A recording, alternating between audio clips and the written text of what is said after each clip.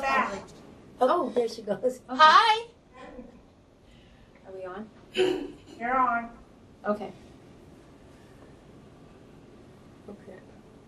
It's her. Yeah, it's me. It's you. A few years older. She's what? Now I'm covering someone up here in the corner, and I don't know who it is.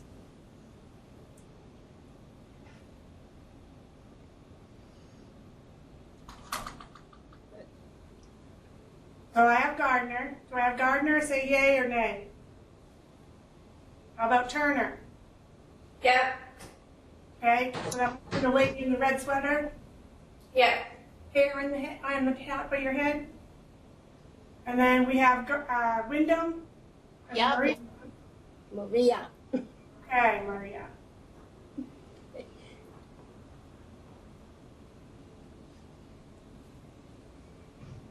I don't know what to do here. All right.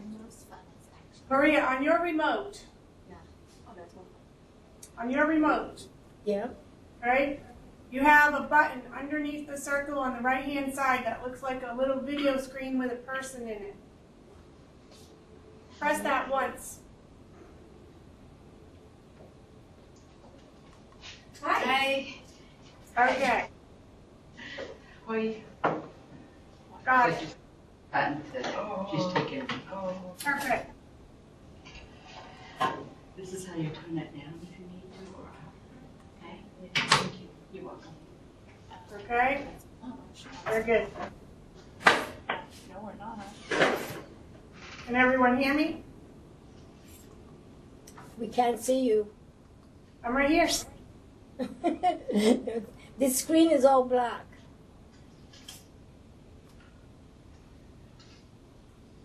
How about now? There you go. Okay. Don't touch any buttons. Okay, good. Oh, sorry. Sorry, no problem. Yeah, the first class we run through technical difficulties.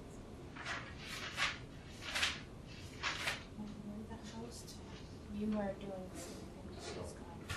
something. And you may have students that are late because I'm supposed to have at least 6 students late tonight. Where are they all? I'm going to shut the door.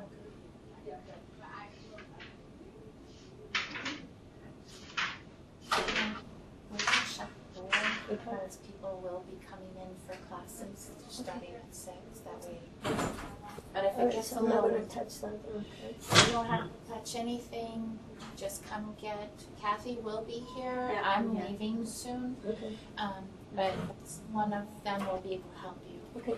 Does she have it? I think she needs to, in order to communicate.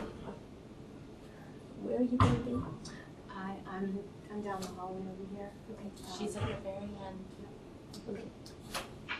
Okay. Kelly will let me know if you need it, okay? Kelly's right here at the Yeah, desk. Okay, thank you. But instead of leaving the door open and having everybody Yeah. coming and going. Okay. Okay. All right, thanks. You're welcome. Good luck. Yeah, thank you. All right, so I know, all right, Daniel is not here tonight. Daniel is absent.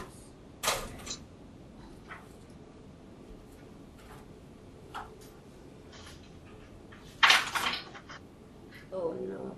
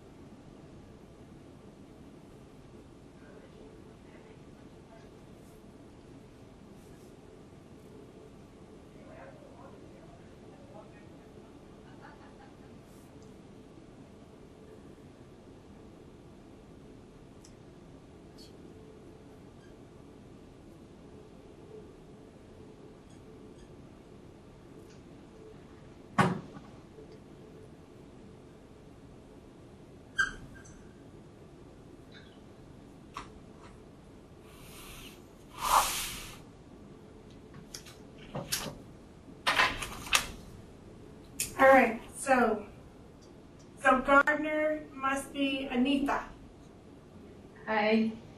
Hi, darling. How are you? right? Yeah. And then, do we have a Darcy? Hi, Darcy. And we have Maria. Yes.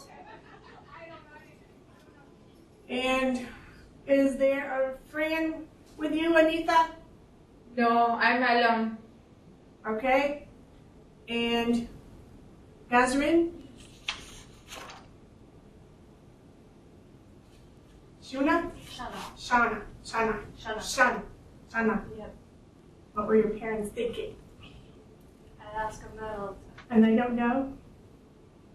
Were they watching? the time. They changed the story. Or do they? Oh, we In the 70s, yeah. Oh, well, at least you take it well. That's good. Okay.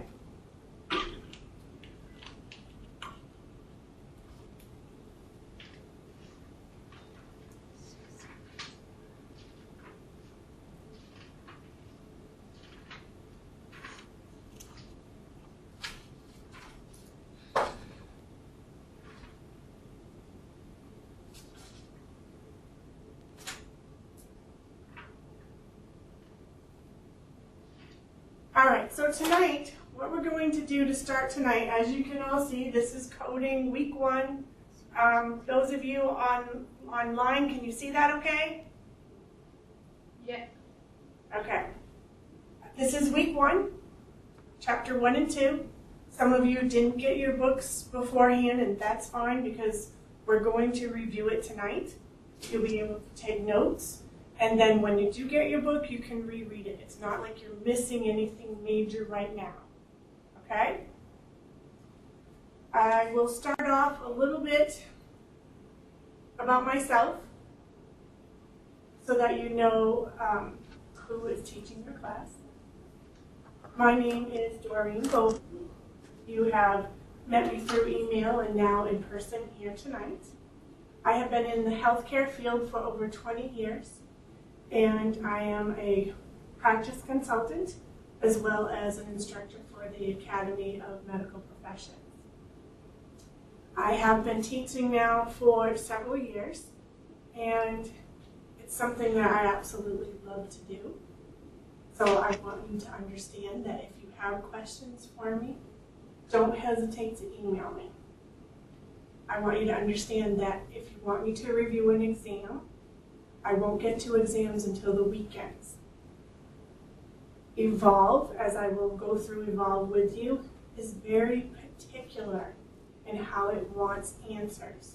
So if you've been through terminology class already or have started terminology, you'll find that sometimes when you put it in, it marks it wrong, but in actuality it is correct.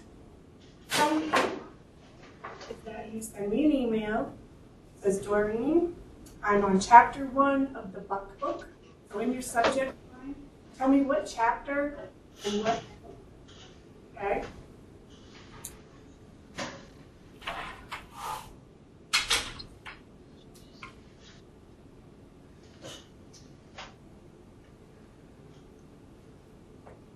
So the subject line of your email, I would like you to say chapter and then the book. What book are you in?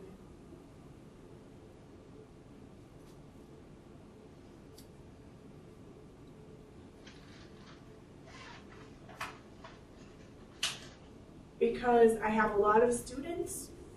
I teach the electronic health records and certified medical administrative assistants, and I also have online students.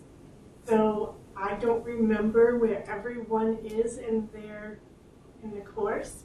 So it's very helpful for me to be able to answer you appropriately what chapter you're in and what book you're in. Okay? It happens to be a reset of an exam. You will find I pretty much can do that the same night. I do work in offices during the day, so I will return responses to those types of emails at night when I get home. I will simply reset done. Okay?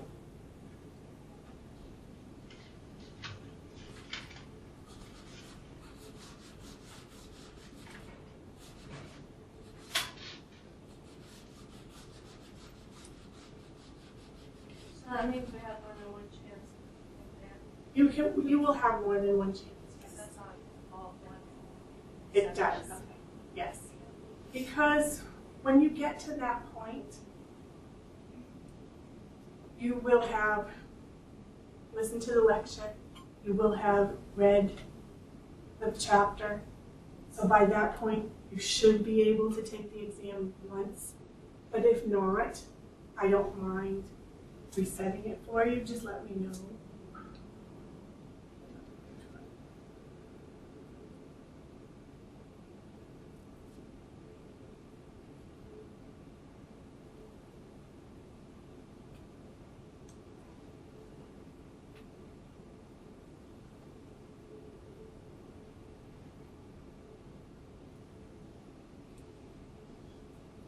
All right, so again, in the subject line of your email, put the chapter and put the book, so I know where you're at.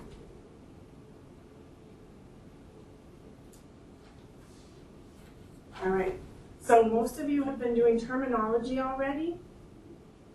So you've already been onto the computer and logged into your Evolve, correct? So you all know how to log into Evolve. I'm not going to go over that with you. But then once you get into the classes, you're going to look for certain things. And I want you to write these things down because I've been creating new exams for this session. So give me just a moment to log in here.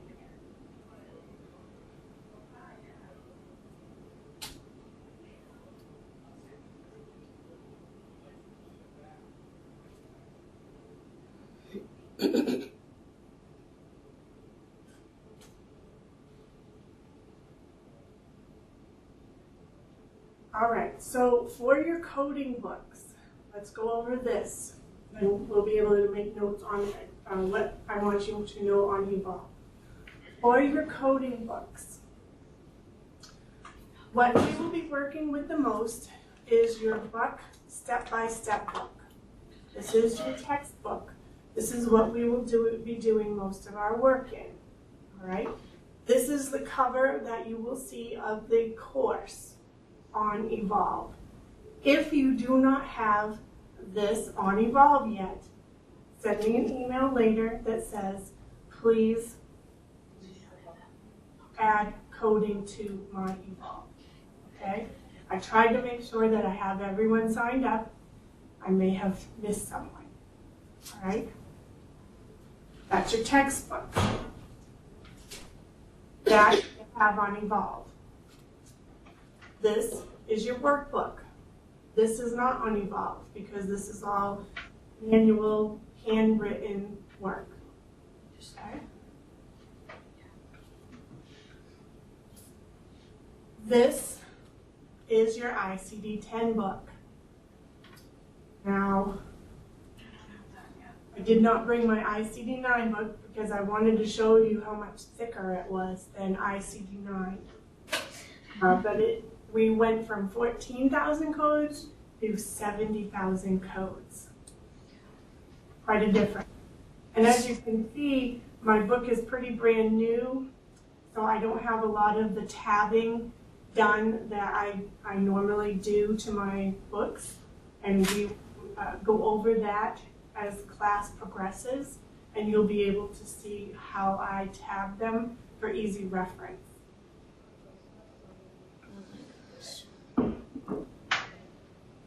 The other course that you will end up with on Evolve that you may not have now is this 2015 Physician Coding Exam Review. This is not anything that I want you to look at yet.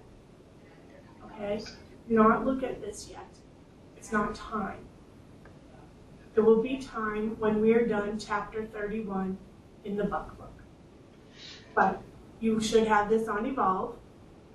If you do not, don't worry about it. Just send me an email. Let me know and I'll add it.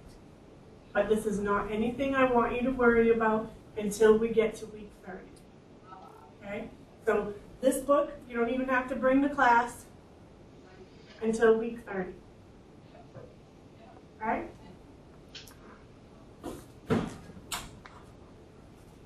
The other books that you will have, this is your CPT book. Now some of you may have one like this, some of you may have one that is hardbound, like this. Either one is fine, okay? And as you can see, I have it tabbed. Again, we will go over that, what my thoughts are, why I tab the way I tab. It's all for easy reference, okay? It's to help you find the information quicker, faster.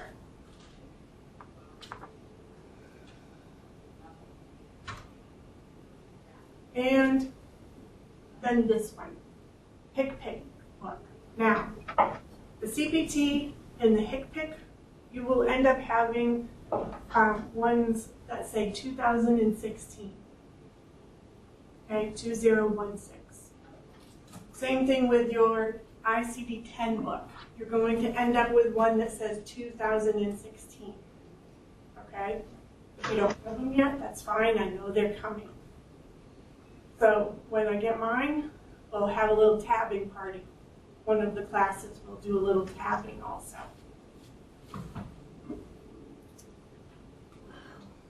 Again, your HCPC book may look like this. It might be a hard side. It might even be a small gray book. The same with your ICD-10 book. It may be a smaller version. It will still have just as many codes. Okay? So again, I know these are coming. Don't worry about not having them right now. The only two books that you will have on Evolve are the book Step by Step and that physician exam review. This one. So these are the two books you have on Evolve. And that's all you need.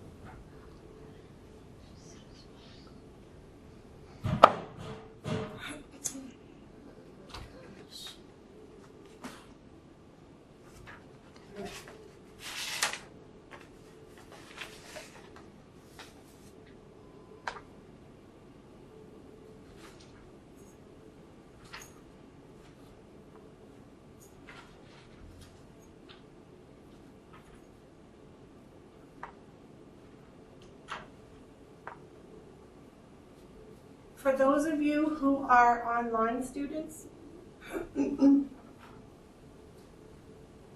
I would suggest that you watch the lectures first. So even if you end up missing a class, watch the lecture first, and then read the material, do the exercises, and if you want, you may even rewatch the class. Because you'll hear it once, you'll read the material, you'll do the work, and then you might want to listen to it again. You might even want to listen to it while you're doing the exercises. That might be helpful. You will find what works best for you. And I suggest that you try to do what is best for you.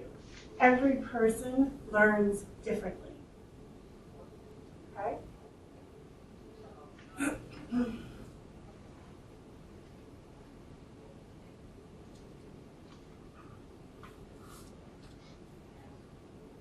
All right, let's get to Evolve.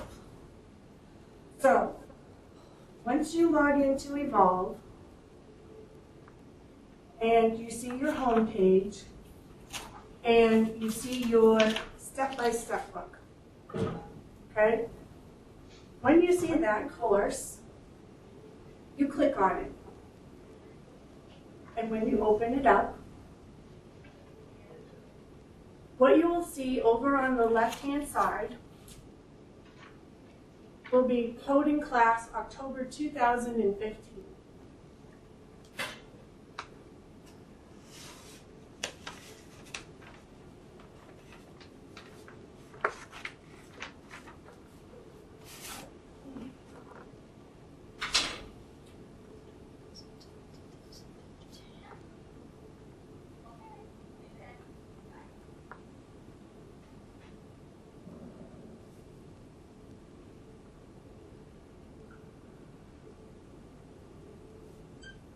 Alright, so on Evolve, under your step-by-step course, you will see Coding Class October 2015. You will also see lectures.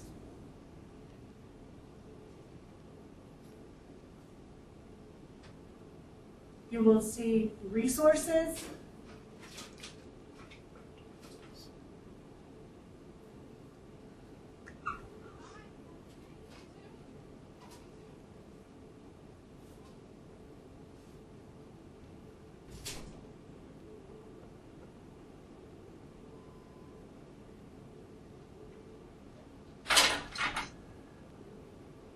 All right. Now, when you first get onto the class on Evolve, you probably had to do this with your terminology. When you logged in, you did before you begin or course or orientation, correct? Before you begin, there was a link to click on before you begin. And when you did that, it probably had you update your Adobe, your QuickTime, your Flash player. When you're on Evolve, you want to make sure that you are using Google Chrome or Mozilla Firefox. Always those two. Don't use Internet Explorer. You're not going to get a very good experience. You will not have a very good experience.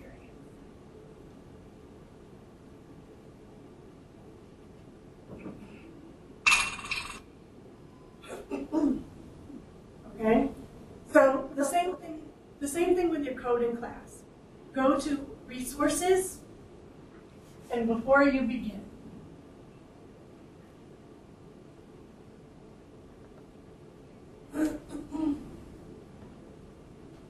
And just make sure that you have the updated QuickTime, Flash Player, Adobe Reader. Just install them. Make sure you have all the updated ones so that you have the best experience with your course. Okay? The other items underneath resources, you really will not need them. I don't use any of the encoder resources. You might, no, let's rephrase that. You will need to use coding updates, tips, and links under your resources. So under resources, you will find before you begin, and then down to probably the end of that section, you'll see another resources.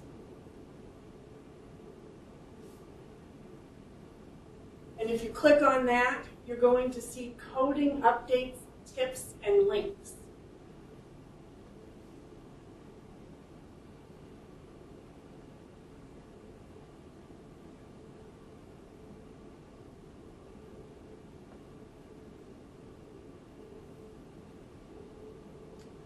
This area, the coding updates, tips, and links, this will be important for you because this is where you're going to find your gem files. Your gem files we will use in Chapter 2 for your exercises. Now, you can also use some conversion tools that you Google. We can go over that as well. And you will use your ICD-10 book. But this is where you will find the gem files. Okay?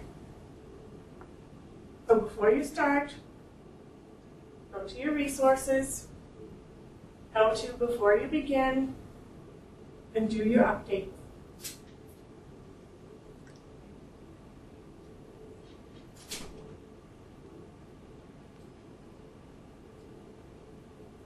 Then for Chapter 2, you will need to go to resources underneath this resources and look for coding updates, tips, and links. And this is where you will find your gem files.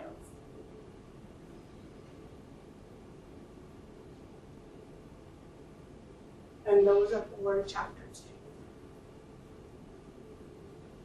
Any questions so far?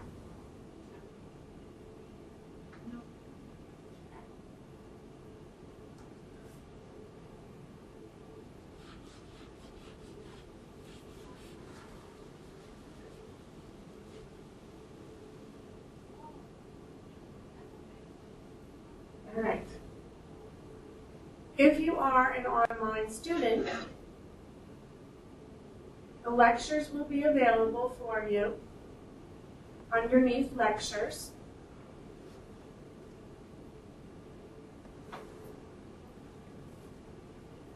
And if you click on lectures, you'll see coding lectures. And when you click on that, you will find that it brings up a file or a link, and it will be named by week and by chapter. Right now, what is on there are last session's lectures. So if you missed this class, you have to wait until I post them tomorrow.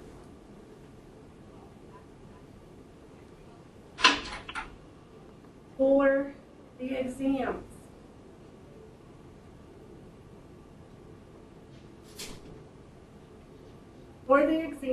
you will click on Coding Class 2015, and then you will click on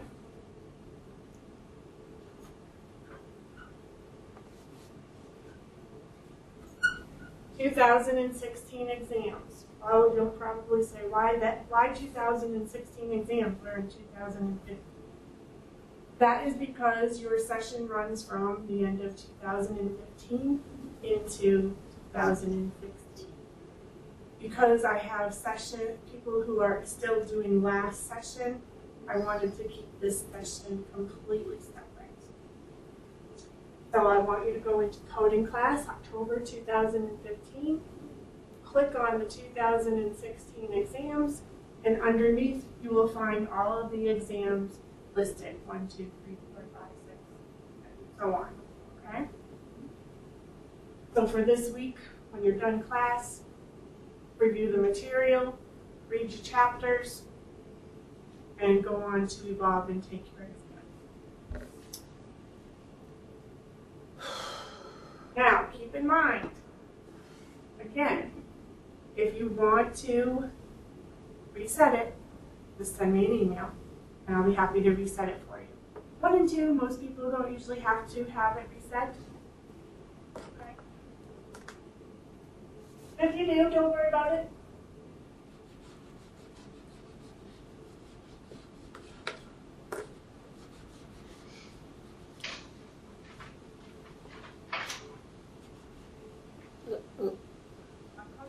Lost you. All right. Any questions?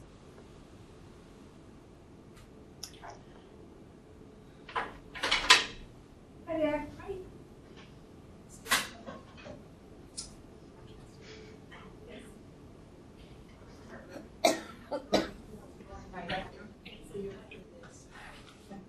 Sorry, a lot of Yeah, fine.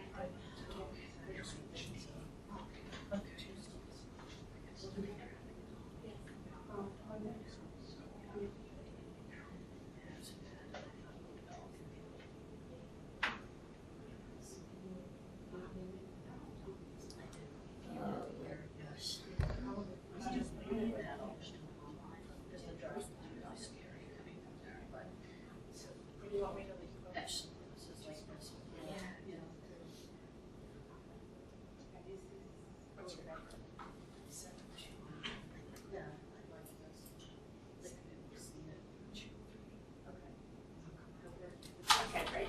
Thank you. Perfect. Okay. All right. I kind of got a little scattered. I started talking about myself, and then I went into the class. But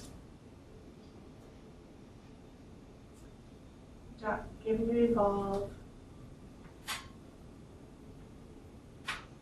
All right. So what can you expect out of this course? I'm a meanie. I'm a downright meanie. I work you hard to the bone. I want you to get it and get it and get it. And I'm not trying to be harsh about it, but I want you to understand it. But I'm pretty fun. I have fun with it, okay? So you will have fun learning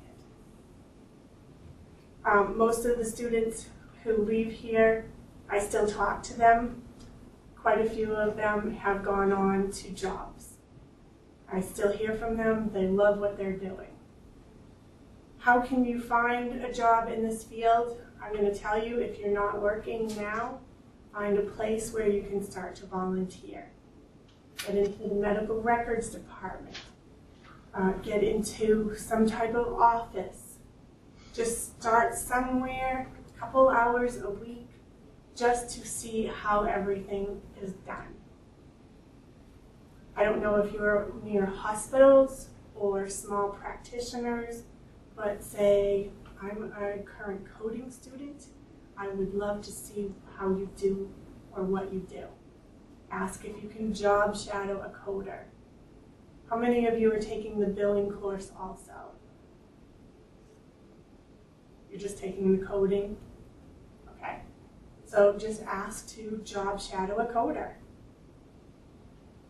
You can go to a practice, ear, nose, and throat, dental, OBGYN, chiropractic. See how they do it. Just simply ask. And you can agree to sign a HIPAA agreement or a business associate agreement, because when you go in there, confidentiality is important. Okay? So that is my suggestion about getting your foot in the door, getting yourself started, getting yourself known somewhere. Okay? And network. Network with your peers. Network with your friends. Just network. Okay? Make sure no students. All right.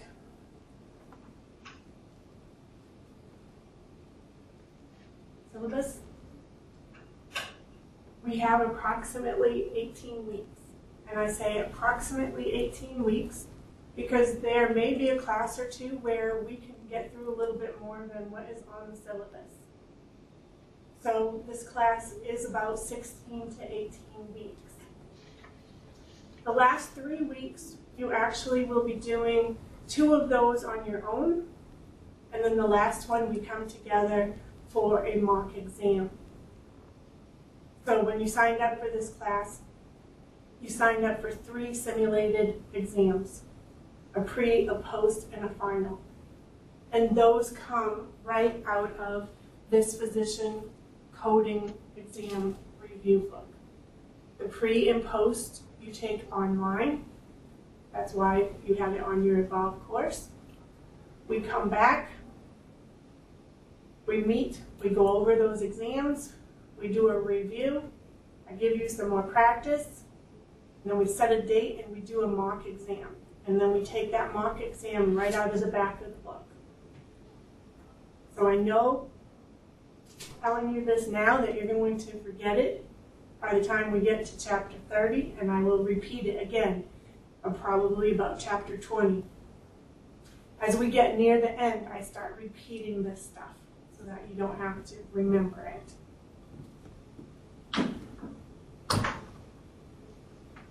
The national exam is 5 hours and 40 minutes.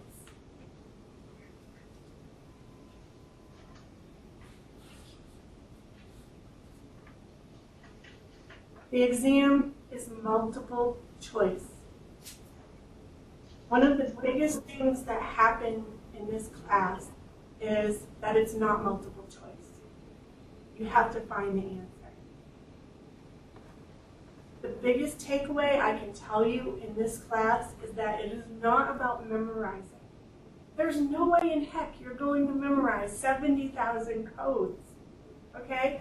I can't memorize them. I only know the codes that I work with on a regular basis. So if you go into a specialty, you will learn the codes that you use on a regular basis. If you end up working in a hospital and you happen to be in the radiology department, guess what? You're going to learn the codes you use in radiology. So it's not about memorizing. Don't get so frustrated that you want to just throw up your hands because it's not about memorizing. It's about knowing where to find that information, which is why I recommend or suggest the tabbing. So the tabs that you want or may want, you definitely don't want sticky notes because they're going to bend easily, you know, the paper sticky notes. But you want the ones that are durable, the ones that are pretty stiff. I get the alphabetic ones, I get the ones with numbers. They're pretty harsh. I'll pass the books around, you can see what they're like. Some people actually have label makers. I had one lovely student who used her label maker for me and labeled all of my tabs for me. I also, have the numbers and the titles, and as I said, the alphabet letters, the sturdy tabs on top. So when we get into the ICD-10 book, I'll show you, but you can just look at the tabs and see what they are. So you can get them at Office Max, Staples. You may be able to find them on sale at, Walmart. Even sometimes I found some in Rennie's or Martin's. You just have to be looking for different things. So the tabbing is what will help you find the information. Okay? I also take pictures of the tabbing and we'll put those up on Evolve so people will be able to see those as well. Okay?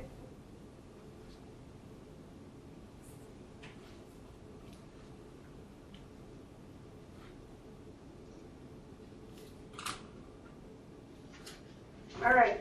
Have I covered everything? I feel like I've forgotten something. Okay, books. The books that you need for the final exam will be the ICD-10, the CPT, and the HCPCS. So we should have all of our books by January. I know that the HCPCS won't be out until December. The ICD-10, if your books were just ordered, you should have them within the next week. And the CPT, I know, comes out anytime now also. So I don't have my books either. And we'll make do with what we have. Doreen, Yes, Maria? I had all the 2015 and I was told to send them back. The ICD-10, the HCPCS, and Yeah. the I was told only keep these two, step by step, and the workbook. Right, Everything because else- you're not going to be able to take the exam before the end of December.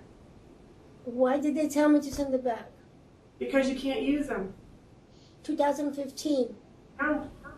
No, but the ones you have now, there's at least 3 that I sent back that I don't have. But I can't Yeah. use them. You cannot use them for the national exam, so why are you going to use them? But didn't you? I'm a little confused with what you just showed them. I'm showing you the types of books that you will get, but they're going to say 2016. Oh, okay. All right. I don't have my books for 2016 yet either. What I was showing you is that this is the type of book you will end up with, and it will say 2016. Okay. All right. So Okay. the only two that we need is these two right now. Right now, yes. Okay. All right. Thank you. Yep. Okay. So I have been asked that if you bring food in, please dispose of it in the appropriate trash can. And please, no foods containing nuts or tree seeds due to student allergies. Even though nobody in your class may be allergic to this, students who use the classroom the following day may be affected by the presence of the odors in the room. So basically what I ask my students is, when you bring trash in, just bring it out with you, okay?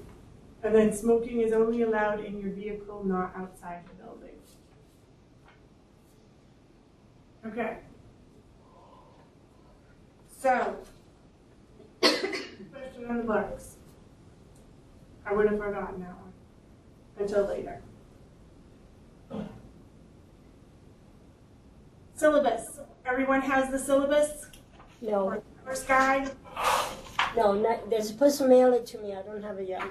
You couldn't print it off? No, my printer isn't that great. Okay. All right. But you know that you were supposed to do 1 and 2 for tonight, and if you didn't, that was fine?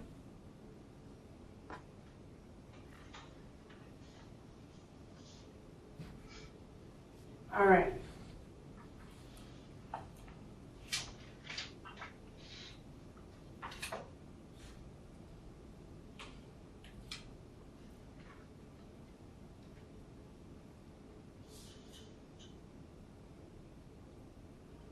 And this is the first time for me teaching nothing but ICD-10. I usually teach ICD-9 first, and then we do 10. So we're going to be a little backwards tonight. All right, turn to your Buck step-by-step textbook, and let's turn to page 1. The Buck step-by-step book has a wealth of information in the beginning. So reading the preface and going through the features of the book is actually quite helpful to you as a student so that you understand how some of the features work in the textbook. Am I yelling or can you guys hear me okay? It's fun. I feel like I'm yelling. No, you're not. Because the microphone's right here. And I'm way back there.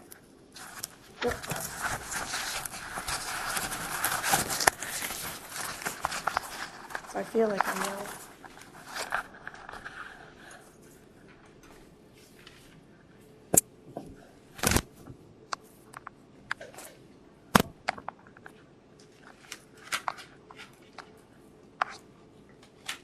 So by the end of the night, I go home hoarse. Watch out.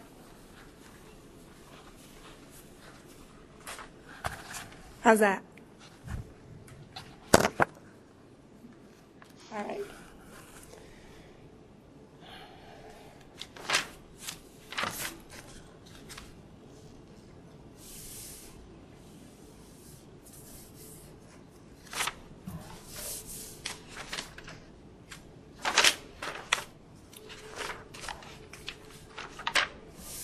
All right, so chapter 1 is all about reimbursement, HIPAA, and compliance. Who can tell me what HIPAA is? HIPAA. Maria, what's HIPAA? I used to know health, something. I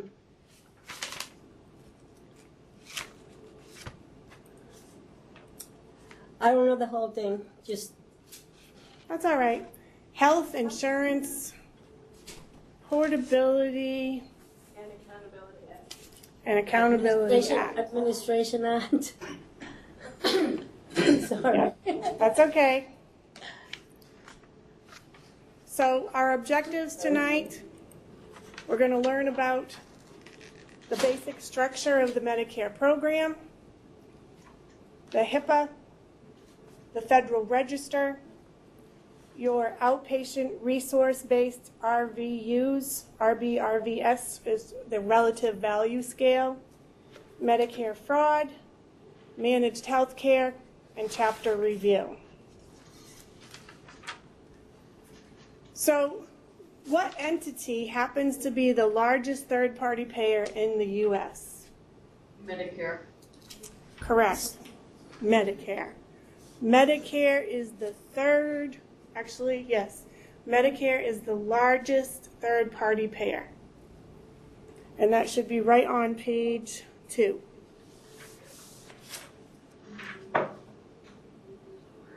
Oh.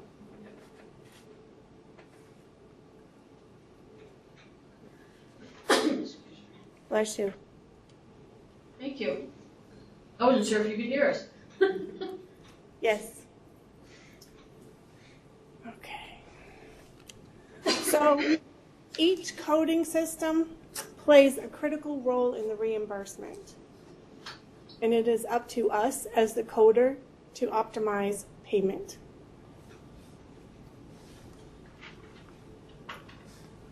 So it's our responsibility to ensure that the data is accurately coded. We want to obtain correct reimbursement for the services that have been rendered.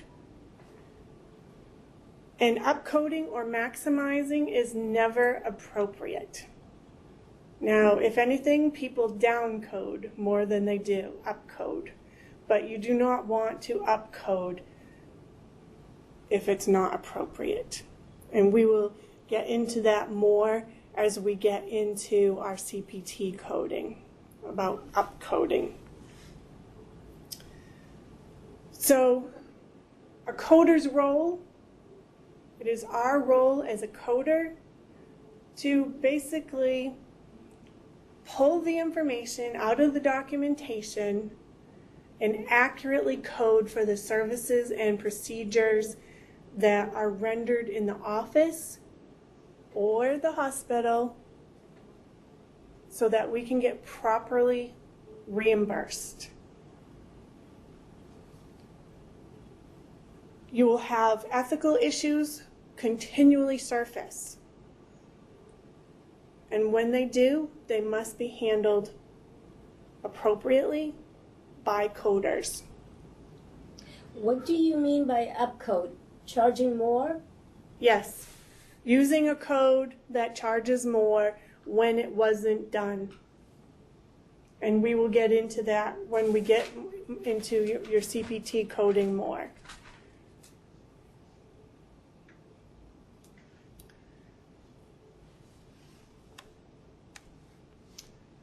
All right, the population is changing. If you look on page 2, in the second and third paragraph there, they talk about population changing.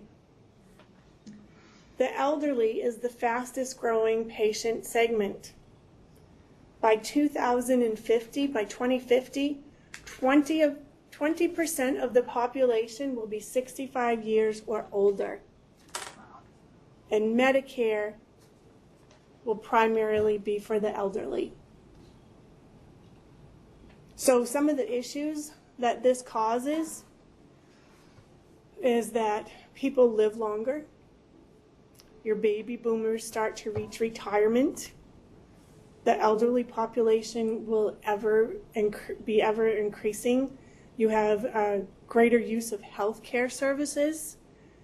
Medicare becomes even greater component of your medical office revenue. What I tell my clients when I go into their office, one of the first questions I ask is, what is their demographic of Medicare patients? 10%, 50%, 80%? I actually came across a practice this week that is all Medicare. They strictly take just Medicare. They don't take any other insurance. And my comment was, well, then you are basically crippling your practice if that's all you take. Because if for some reason you are not monitoring your your input to your outcome, to your output, you can lose track of payments rather quickly. So you really want to rethink if you want to have such a high Medicare population.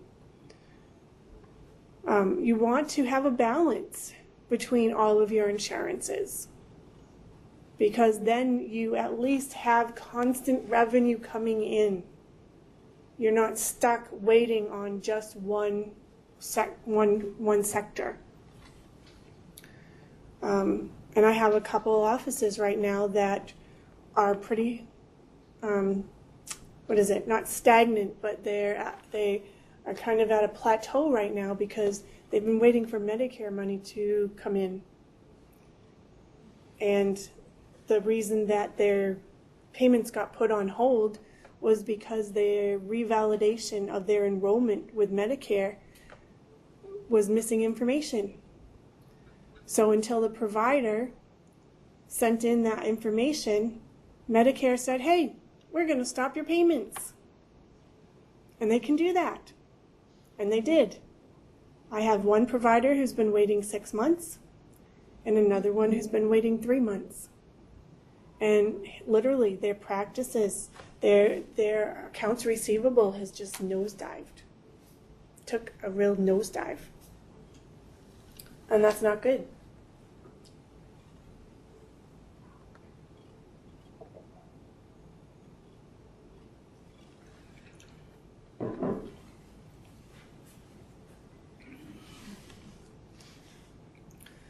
So, as you've heard, Medicare is getting bigger all the time. By 2018, the national health care spending is expected to reach $4.4 trillion. I think in here they say 4.6 maybe.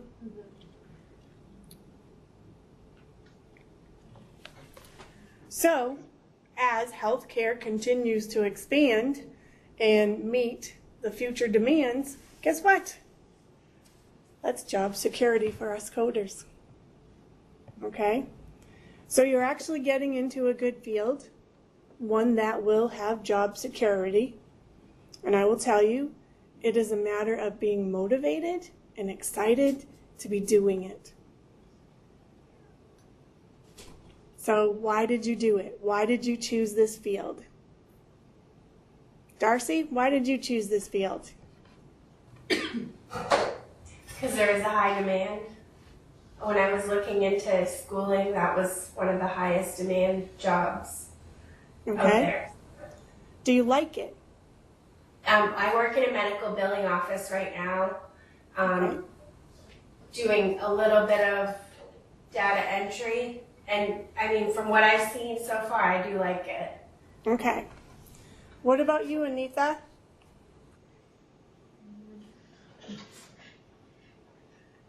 I like it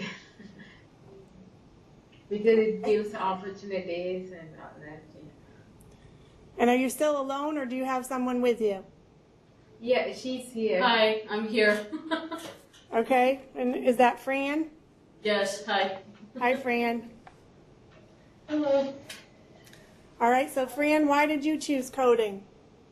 Well, I wanted to learn some additional skills. I've been a pharmacy tech for 15 years. I work in a hospital now. And, you know, it's something that interests me, and yes, there is a high demand for it, which is also not a bad thing. Right. You know, and I work with a lot of details and numbers at this point anyway, and I think, you know, to me it's interesting, so I think it would be a good transition. Excellent. And Maria? Doreen, I guess you know me from before. I have some disabilities, and I was looking for something that hopefully when I have some experience, I can do it from home. Excellent. And Shana. For the in demand, Okay, and what is your background? I have transcription, and Perfect. there's nothing there. Okay, And I don't have a lot of experience in it, so it's even more loaded. okay, So I'm basically helping Amy when she goes on vacation. okay. That's still good. Good to know, though, because I may need some help. Okay.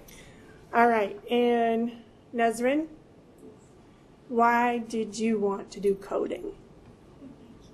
Because you like it? You like numbers? Do you like solving puzzles? Okay. Honestly, that is what coding is doing. And for those of you, like Darcy just mentioned, she's in a billing office as well. I do billing and coding. I've also done medical administrative assistant. I'm also a certified clinical assistant.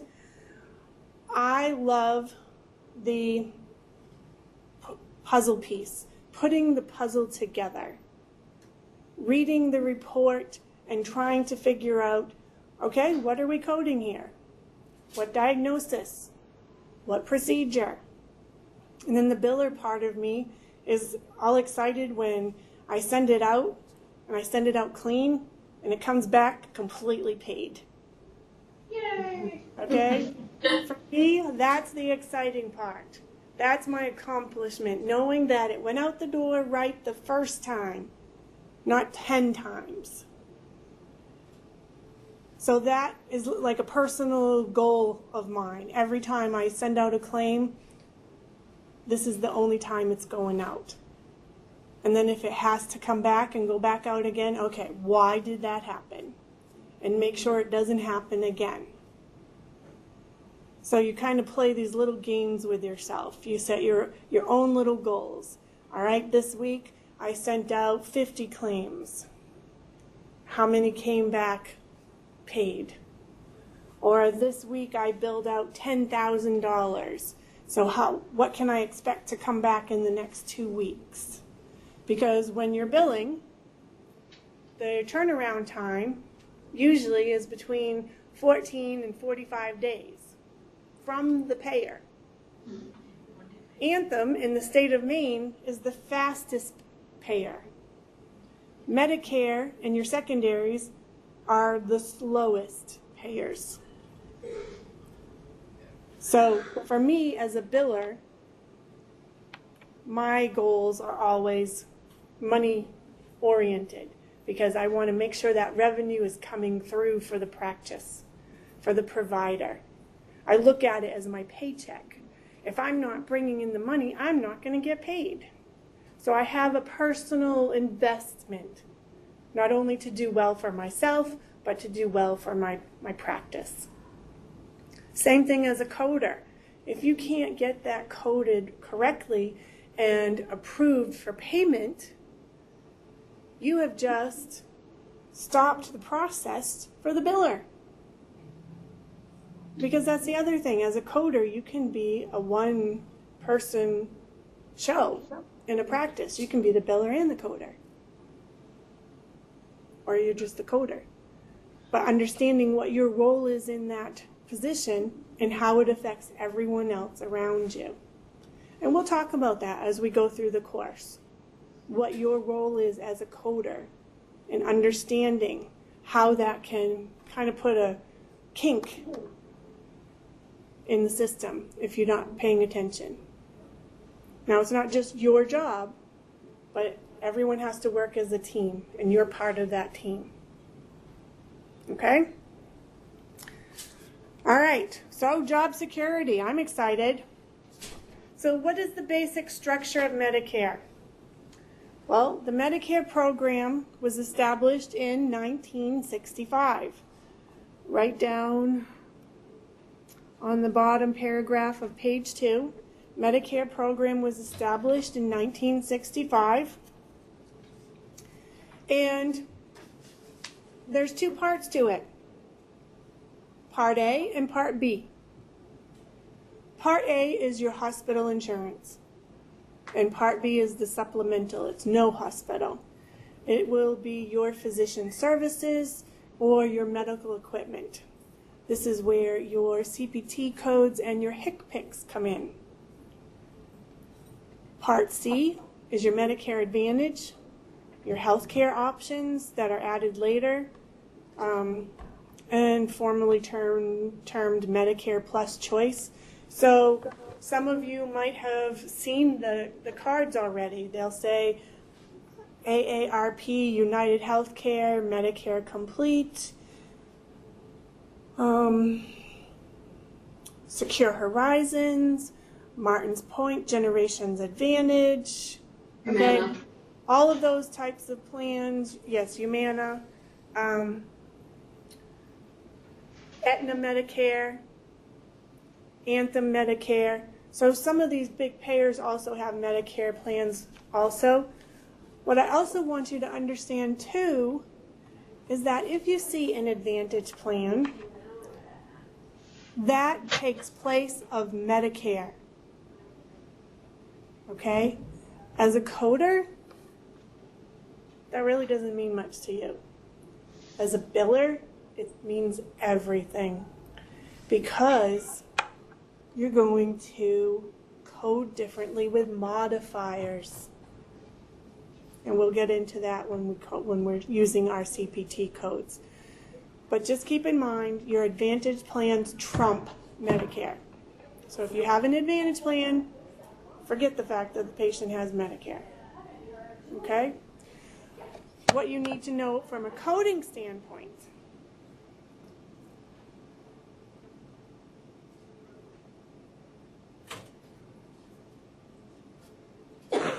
From a coding standpoint, that makes a difference because only certain CPT codes may be covered.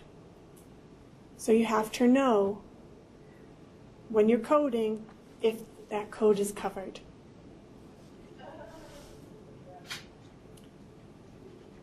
And then Part D is your prescription drugs. Okay? So people who are covered under Medicare. People who are covered under Medicare are those who originally were established at 65 and over. Later on, they added people who were disabled and had permanent renal disease or end-stage and transplant. Also, the people who are covered are considered beneficiaries. Who is the officiating office for Medicare? That would be DHHS, the Department of Health and Human Services. They have delegated to the Centers for Medicare and Medicaid Services certain areas. Your CMS will run Medicare and Medicaid, and then CMS delegates the daily operation to the MACs. What are the MACs? They are your Medicare administrative contractors. Your MACs are usually the insurance companies. CMS also was formerly known as Healthcare Financing Administration. Also, the acronym for that was HCFA, HCFA. CMS is the acronym for Centers of Medicare and Medicaid.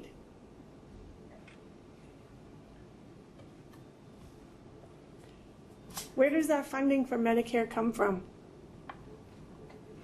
It's tax driven. It's tax driven. It comes from our Social Security taxes. And there's an equal match from the government. CMS sends the money over to the MACs. The MACs handle the paperwork and pay the claims. All right, Part B.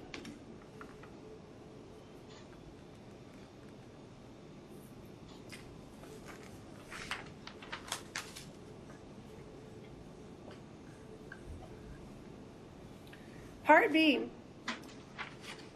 Part B covers usually 80%. which leaves the patient a 20% cost of service and an annual deductible. I don't know if it's changed for 2016 yet, but I do know that for 2015, the Medicare patients had a deductible of $147. So the beneficiary, the patient, is responsible for that deductible. Once that is met, Medicare will pay 80% of the services. The beneficiary is responsible for 20% of that. If they end up with a secondary insurance, that secondary insurance may cover the coinsurance. So let's just say, hypothetically, you come into my office for a chiropractic adjustment. Medicare does not cover the exam, the x-rays, or any type of therapy. But they will cover the adjustment, the chiropractic manipulation. So let's say we charge $50 for an adjustment. Okay?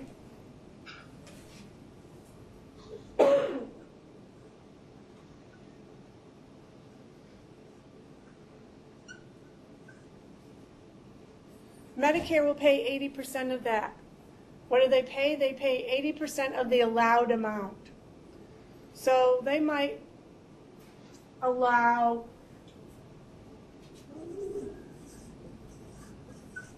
$36.82.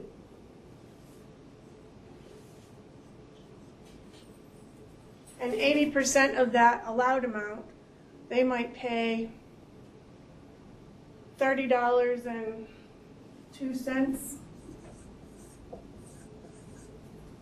Now, don't quote me, please. I'm trying to remember the posting that I just did before I came to class.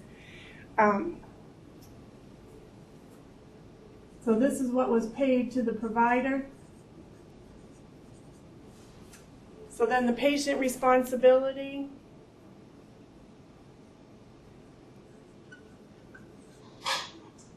I think it was like $5 and something.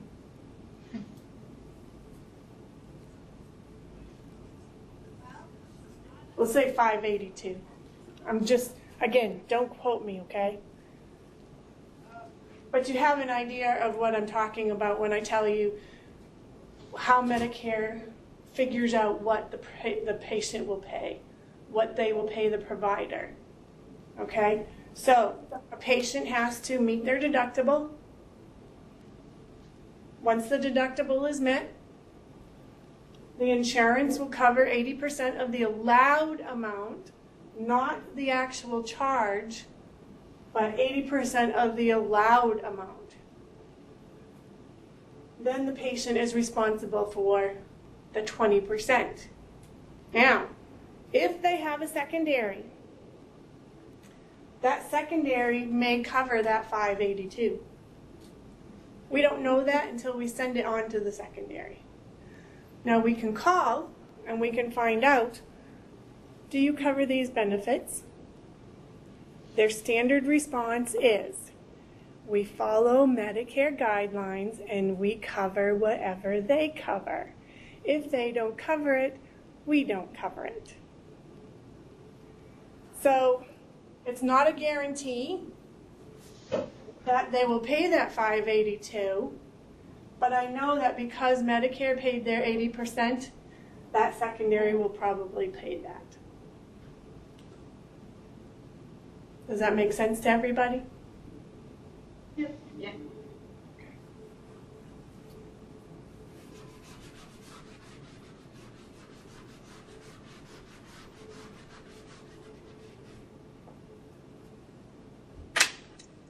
So that is how Part B works.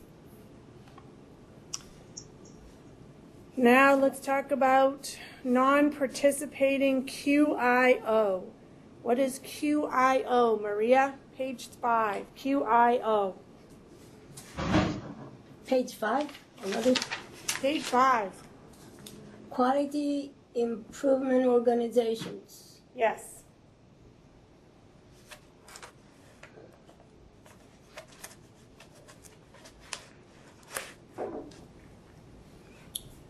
Okay? A non-QIO is a provider, and right there on page 5 you have 2 sections right in the middle. One that says for QIO providers and one for non-QIO providers.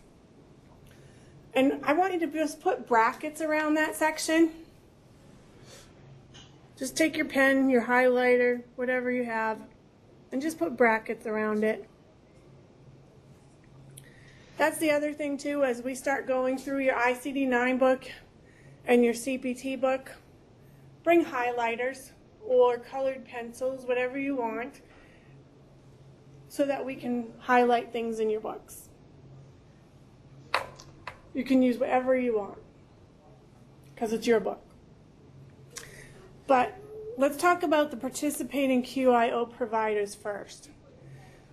The participating ones are the providers who are going to get direct payment. So the advantage of being a provider that is participating is that you're going to get your money quicker. You're also going to have a 5% higher fee schedule. If you are non-participating, the payment goes to the patient.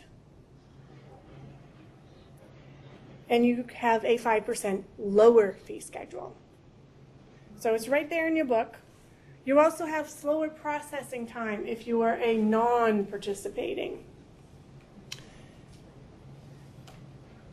And there's about 50% of the participating providers in the U.S. There's only 50%. When we accept assignment, there's a box on the claim form, the CMS 1500 form. I believe it's box 27. And when you mark that, it says that you are accepting assignment, which means you want to get paid as the provider. And you will have a claim form later on, I'm sure, in the book. When you mark that accept assignment with an X, it means that you want the money sent to you. So why should we be a provider? Why should we be a provider? Why should we participate? So we can get paid. So we can get paid more. Because if you're not participating, there's a significant decrease in not being a participating provider. Reminder, participating providers receive 5% more than non-participating. Some more good... Go ahead. Those Advantage plans, those are participating. Yes, you have to participate with those also.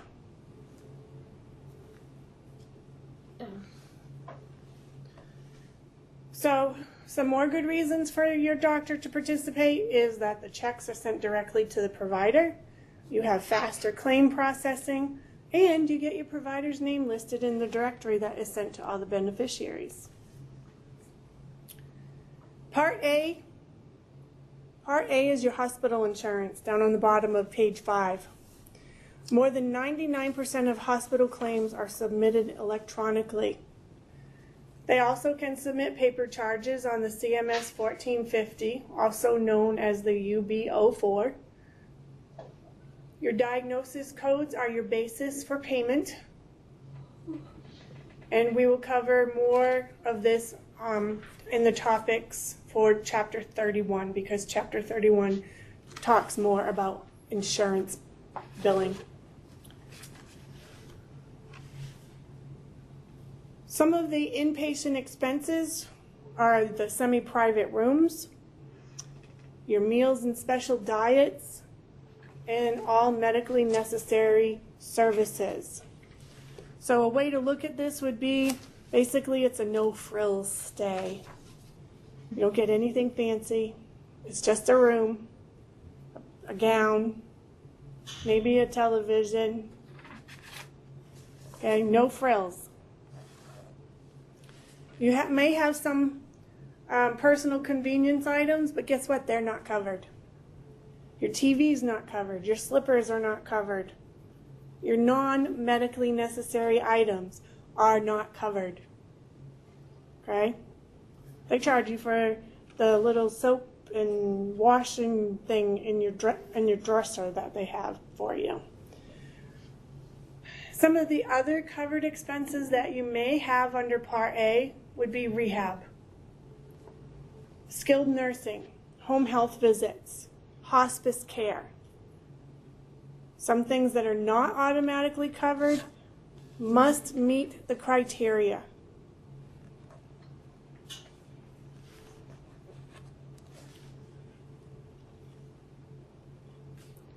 Part B, supplementary insurance.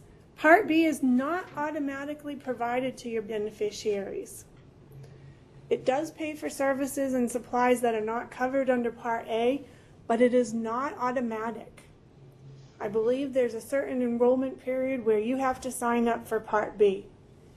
So Part B under Medicare is like your supplemental plans, because there is a supplemental plan in addition to Medicare. Don't get me wrong, when I say supplemental plan, it is not the same as your Advantage plan. Your Advantage plan takes the place of Medicare. Your supplemental plan is in addition to Medicare. Okay? So your supplemental is in addition to, your Advantage plan takes the place of. So Part B would be something that you would sign up for and you pay a monthly premium. But that comes out from Social Security, right? Yes. So, and if you wanted a supplemental plan added to that, where would that come from? You would contact an insurance provider and say, what do you offer for supplemental plans? And you get the information and you sign up for it. So like AARP is part of United Healthcare. You can talk to an insurance agent. They can help you. But you pay out of pocket. You do. You pay out of pocket for those.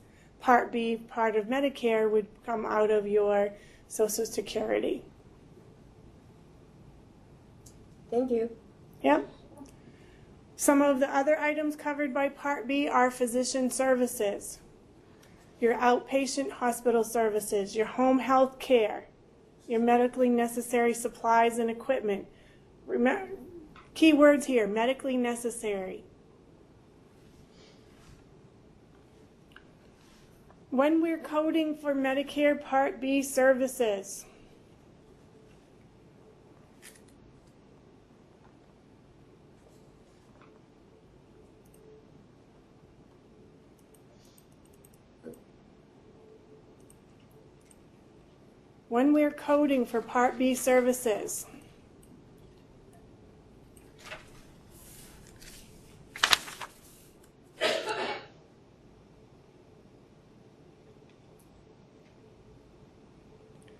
over on page 8, there are 3 coding systems that are used to report Part B. That would be your CPT book, your HCPC book, and your ICD-10 book. So, your CPT book,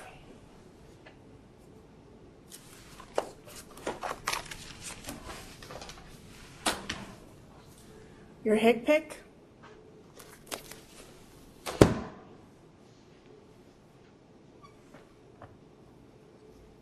and your ICD-10. This is what reports Part B.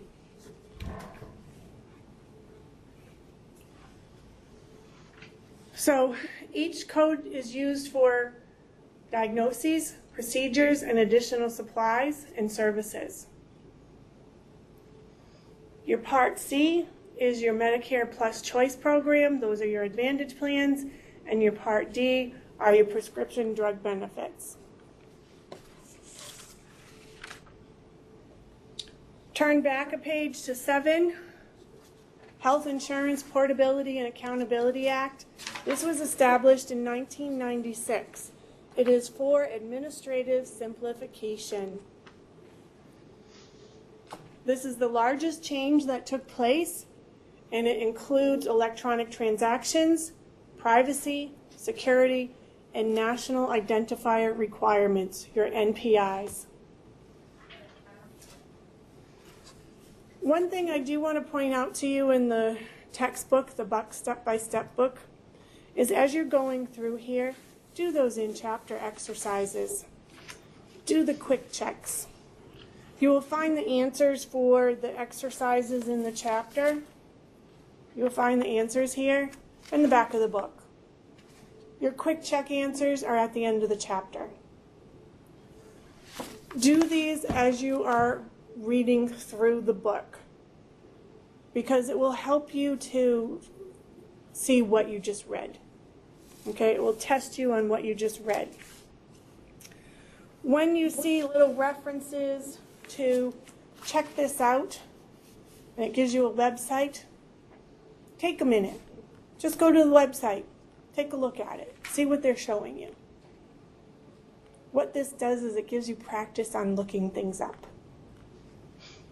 Because if I can't find things when I'm coding and billing, I will use the internet. I have certain payer sites that I have in my favorites. Also, they will give you coding shots and from the trenches. They're little good blips. Good information to read.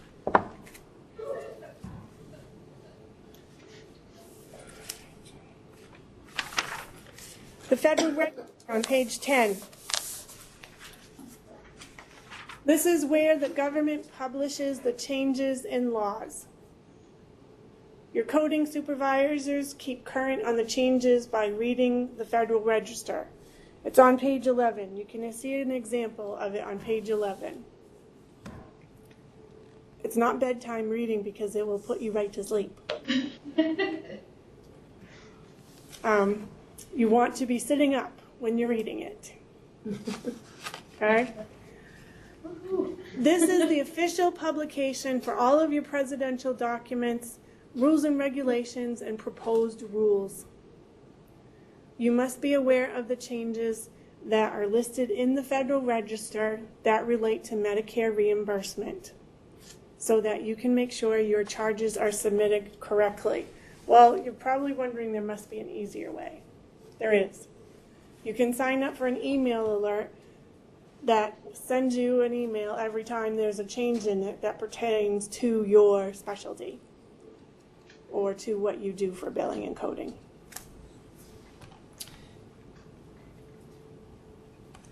So, some important things to remember about the Federal Register is that October contains the hospital facility changes. So this October, there's a new Federal Register that came out with hospital facility changes. November and December will contain major outpatient facility changes and physician fee schedules. So next month in December, we'll be looking for the changes for your outpatient facilities and the fee schedules for those. Changes are implemented the following calendar year, so come January 1, all of these will take place.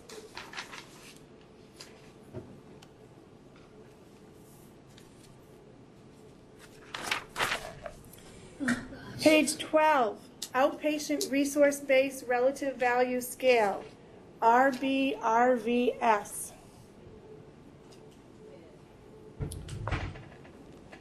This is a physician payment reform that was implemented in 1992.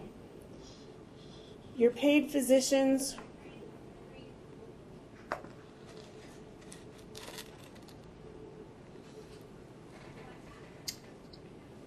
basically what this does is it shows how the patients charge for their service, what is the physician's customary charge, and what is the prevailing charge in the locality. So how did they come up with this? I'm not familiar with the Brunswick area, so I'm going to have to give you an example like in Portland. let's say in Portland you have 12 cardiologists. So they're going to look at those 12 cardiologists. They're going to see what do they charge for, just say, one service or several services. Then they're going to come up with what is the customary charge in those 12 practices. And then what is the prevailing charge in the locality. This is how they come up with a fee schedule. Now this is only part of the equation, because there's other things that come into play like overhead and malpractice insurance. But they look at all of this information when they're coming up with a fee schedule.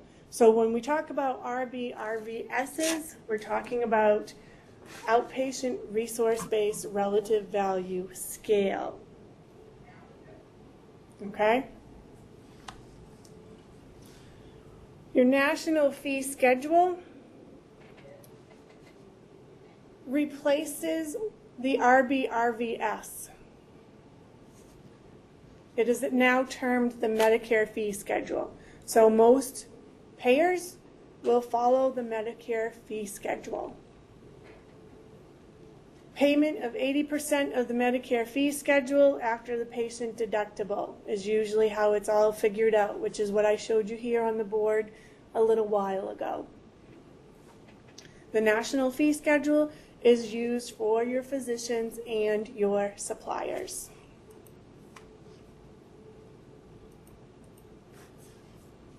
The relative value unit over on 13.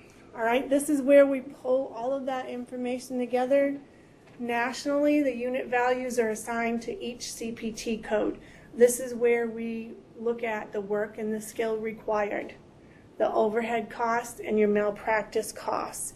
And then they come up with a ratio, and they figure it out, and they come up with an RVU, which is often referred to as a relative value unit or your fee schedule.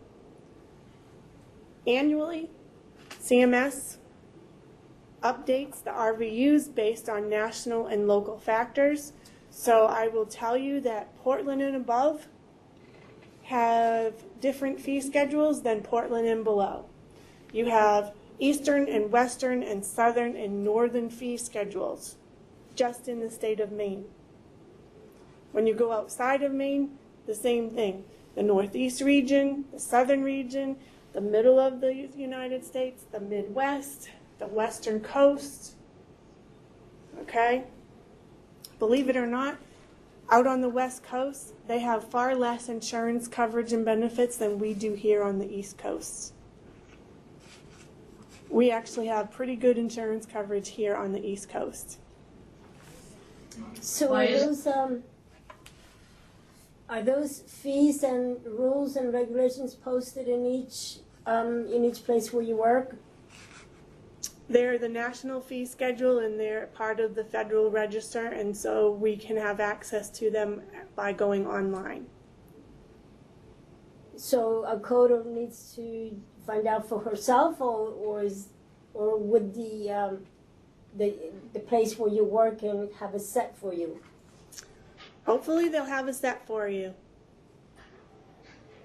Not every place will have one. If you have someone in charge of updating the fee schedule, then that person will have them. The coder usually will not be the one in charge of taking care of the fee schedule. The coder will just be the coder. Okay. All right. Thank you. Yep. Was there another question? I was just curious as to why on the West Coast they have less insurance coverage than we would here. That's interesting. Seems like they have everything out there. It is very interesting. And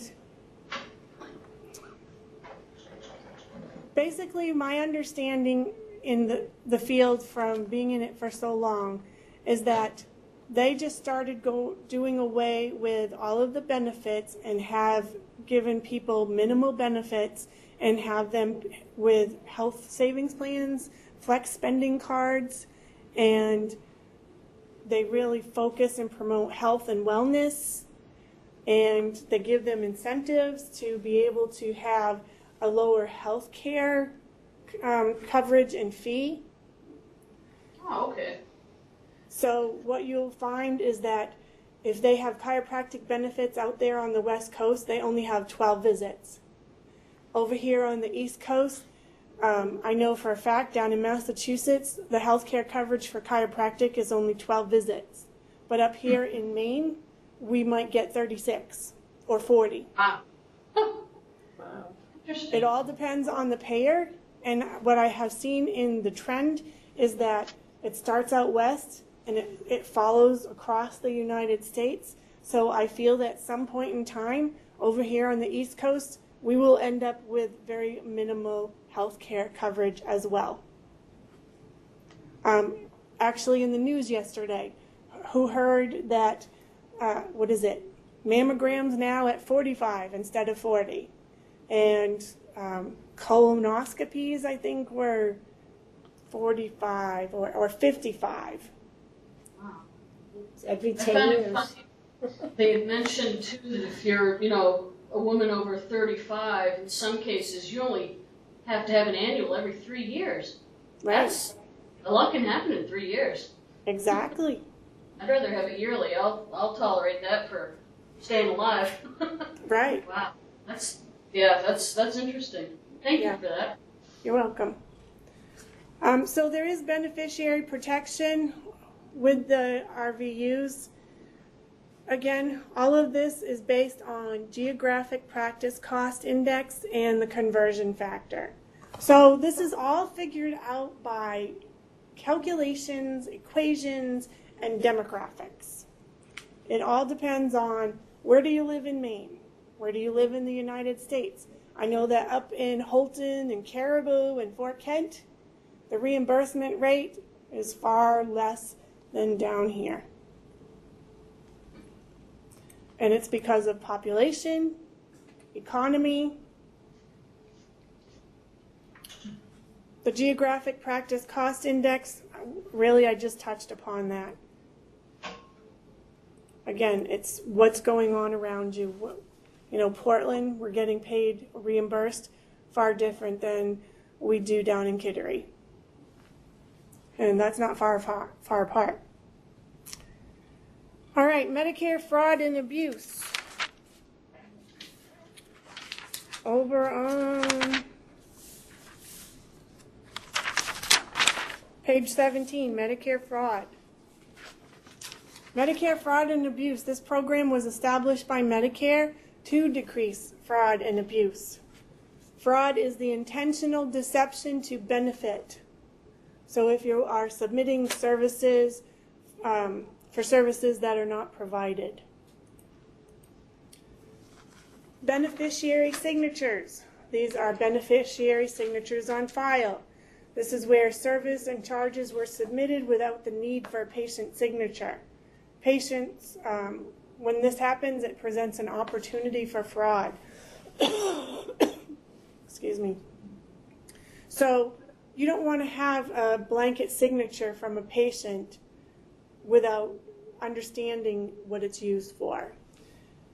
A patient can come in and sign a claim form with the understanding that it's only going to be used when they are in the practice. So if a patient calls you up and said, I wasn't in there on February 18th, I know I was in there on July 1st, what's this February 18th charge? Hopefully it's really just an oversight and you picked someone's account in error and entered a charge. But if you actually entered a charge on purpose, you're gone. Goodbye. See you later. You've just committed fraud. So, fraud is anyone who submits for Medicare services. This can be a physician, a hospital, a laboratory, a billing service. It can even be you. So you're probably going to say, well, I'm just coding. How can it be me? What if you are working on 3 charts at a time and you write the wrong code in the wrong chart or put it in the wrong chart on your computer? Now that's not an intentional mistake, but it can be done if you're not paying attention. So always work on one case at a time. And validate your work. Fraud can also be billing for services that are not provided, misrepresenting the diagnosis, kickbacks, unbundling services. We will get into unbundling and bundling services later on when we get into the CPT book. Falsifying medical necessity and routine waiver of copayment. What is routine waiver of copayment, Darcy? Routine waiver of copayment. When I say that, what does that mean to you? Don't look for it in the book. Just what does that say to you in your head? Just think about it. See, Routine waiver of copayment. What is that? What goes off in your head when you hear that? Free service. No charge. You got it. It's like a big warning bell. Ding, ding, ding, ding, ding. Don't do it. Don't do it. Don't do it. Don't do it. Because if you do it for one, you've got to do it for someone else. And it is your contractual obligation with your insurance company to accept payment for services rendered. You do not waiver copays.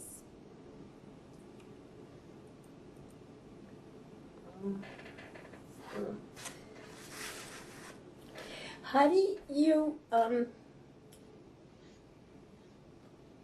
Doreen, I'm listening. if you wanted to report a fraud, how would you do it without anybody knowing that it was you that reported it? You contact the OIG and you report it anonymously. There's a hotline. OIG?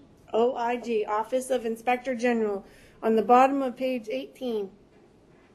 Page 18. Each year they develop a work plan, and it outlines the monitoring of the Medicare program. Your MACs monitor those areas identified in the plan.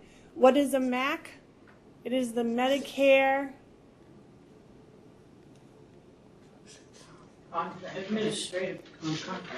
Administrative Contractors.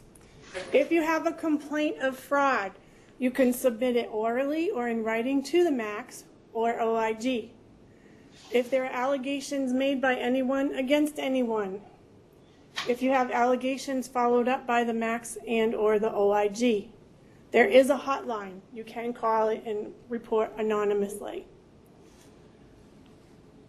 Abuse. So we were talking earlier about fraud. What is abuse? Abuse generally involves impropriety, lack of medical necessity for services reported. There is a review that takes place after the claim is submitted, and then it might go back and do historic review of the claims if they're looking for abuse. They're looking for medical necessity. What in the documentation would report abuse? Kickbacks. Kickbacks are bribes or rebate for referring a patient for any service that's covered by Medicare. If there's a personal gain, that would be considered a kickback. So this is a felony. You can have a fine, you can get jail time, or you can do both. So I'm going to refer Shauna for OBGYN follow-up to this OBGYN that I know, and in return, I'm going to get free care because I'm pregnant. That's a kickback. That's not appropriate. Okay? Protect yourself. Use common sense. Submit only truthful and accurate claims. If you are unsure about the charges, check with your physician or supervisor.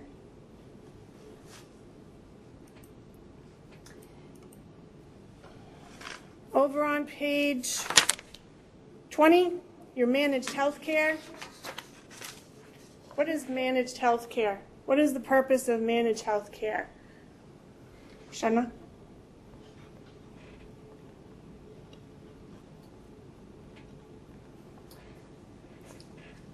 It's okay, I got it. It is a network of healthcare providers that offers healthcare services under one organization. So I think of it like this. It's an umbrella.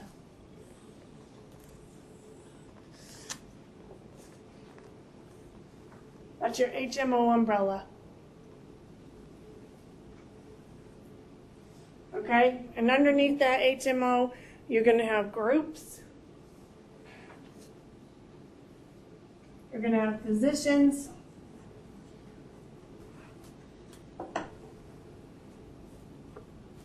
And other providers.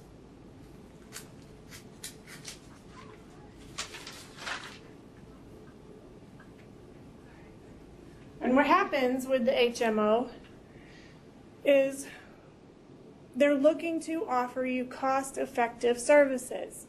So the analogy would be that it costs far less for me to get 10 people in to go on this vacation than it does for just me and my best friend. So I'm splitting the cost of this vacation by 10 people versus 2 people. That's what an HMO is. They have large number of enrollees, providers, services, so they can offer more cost-effective services. Does that make sense to everyone? And the other thing that happens with that, I've experienced lately, is that they give you the minimum time possible to be with your provider, and many times it's not enough. And sadly, that's not just because it's an HMO. That is happening across the board, whether it's a PPO or POS.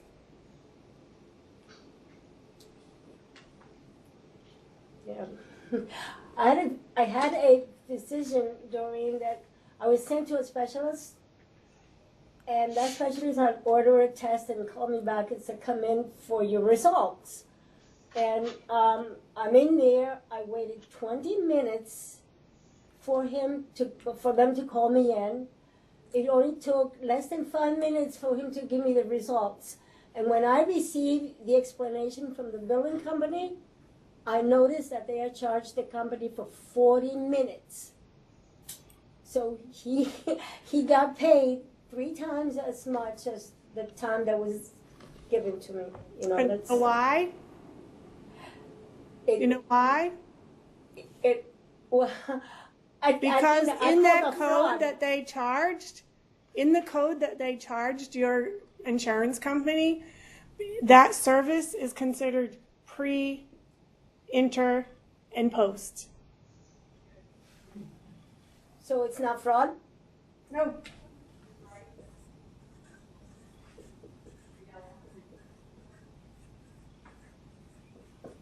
From the moment that you step into that practice and you sign in, the clock has just started. Wow. It does not matter that you did not have 40 minutes with that provider. Because if that provider spent 32 minutes with you and they billed 40, they're fine. If they spent 20 and they billed 30, they're fine. Because you came, you signed in, you got brought back to the room, you sat, you waited. The doctor came in, read the results, answered your questions. Hi, how are you? What you doing today? Anything new from the last time I saw you? Yada, yada, yada, yada. Reviewed the chart. Because I can tell you that before they saw you, they read your chart before they came in so that they wouldn't have to go through all of that. They only asked you specifically what they needed. And then you checked out and you paid your copay. Yeah, $35. That's what that includes. Wow. The pre, the inter, and the post. I thought it was fraud. Nope. If you look up the CPT code that they used, you will understand by the descriptor how they could use it. So, your Medicare, your HMOs, your managed care organizations, they are responsible for the healthcare services that you are enrolled in. They also coordinate various healthcare services and they negotiate with the providers. So as I said, I would rather divide this vacation up by 10 people, so I'm only paying $150, than divide it by 2 people and pay $5,000. Okay? PPOs. PPOs are Preferred Provider Organization. These are providers over on page 22. PPOs. I'm sorry, page 21, second paragraph, down at the bottom under type of HMOs. Page 21, down at the bottom, a preferred provider organization underneath the type of HMOs. A PPO. Providers form a network to offer healthcare services as a group. And then the enrollees who seek healthcare outside the PPO may pay more. So if it's not within your network, you may end up having to pay more. This is where your out-of-pocket costs are actually greater. The HMOs, those are your total package healthcare. Your PCP ends up being your gatekeeper. And in order to get specialty services, you have to have a referral. Some of the drawbacks of managed care is that the organization has incentive to keep patient within the organization. Your services provided outside the organization are limited. So if you're going to see an OBGYN, you might only be going just for a consult and a pap smear if you don't want your PCP to do it. If you want allergist, you might be there just for a consult and treatment plan. So you, the patient, must have approval to go outside the organization if the services are to be covered. All right. So your assignment for Chapter 1 will be to complete the theory and practical. Why don't we take a 10-minute break here, get up, stretch, use the bathroom, have a snack, whatever, and so about 7:25 we'll come back.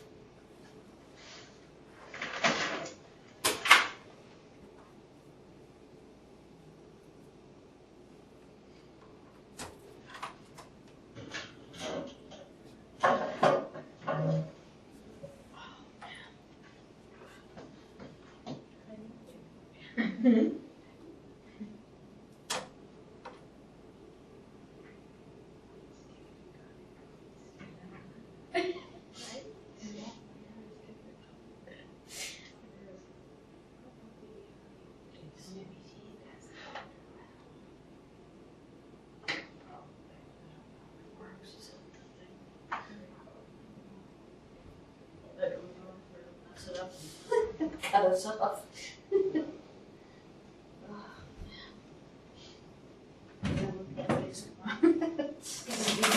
you walk a night date? No, I did a long time ago. I mean, I used to float for them, but I don't now. It was just, it was too stressful. Plus, I had a full-time job. On top of that, part-time. It was way too much work. So I said nah. And now I work full-time at the pharmacy in Rockland down at the hospital there. Oh, hospital, yeah. It's nice. So this is, you can work on as a billing and code. Yeah, and still, I can stay with the hospital and even just work per diem or just work part-time in the pharmacy and do this too. So it'd be nice. Pharmacy and then coding. Yeah, so it'd be kind of nice to have the option to do, you know, different things. Do you do billing now, or are you working in? No, I know computer. I do computer. Oh, okay. But we do have to do it right with this ICD-10. Right. We have to work. Right? I started working, but I don't know much about it. I need a certification. Oh, So, yeah. what's that? And this is nice to be able to have people I don't Yeah, recognize. just to there is a class. That's really,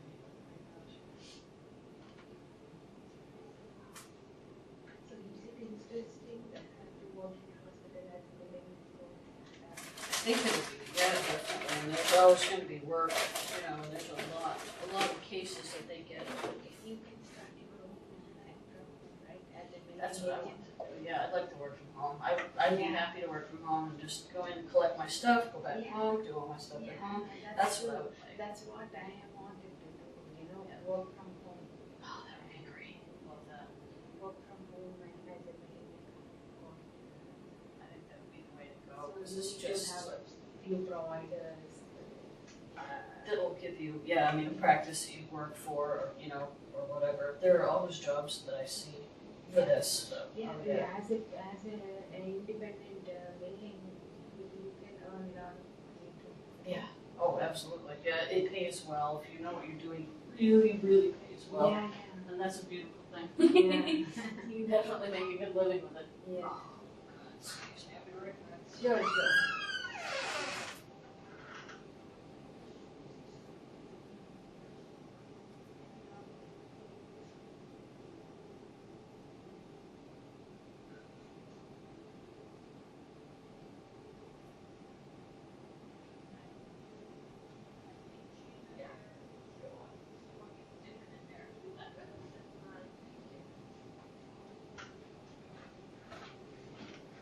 They have hot chocolate out there. I might have some. Oh, they have hot chocolate.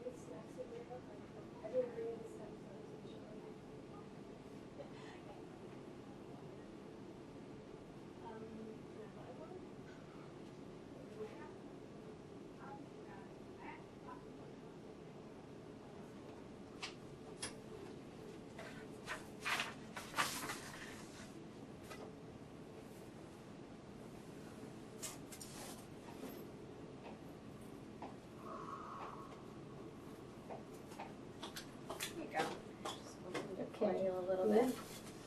Stand up. Oh yeah, I'll give you change. Oh, that's okay. That's Want okay. 2 then?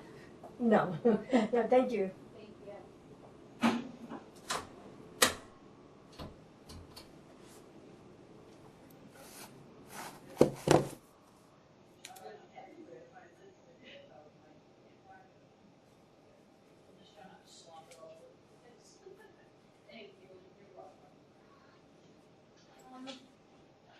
Thank you.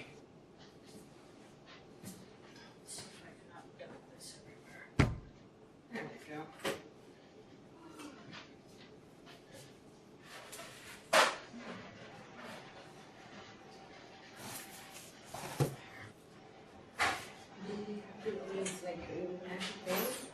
It's $1, and there's a little Keurig machine. Just put in the pod. I didn't get my purse. Oh, Oh, that's fine. are you sure? All I've got is a 10, but I think she said. No, that's fine. It's okay. I don't know. Anyway, she started. Oh.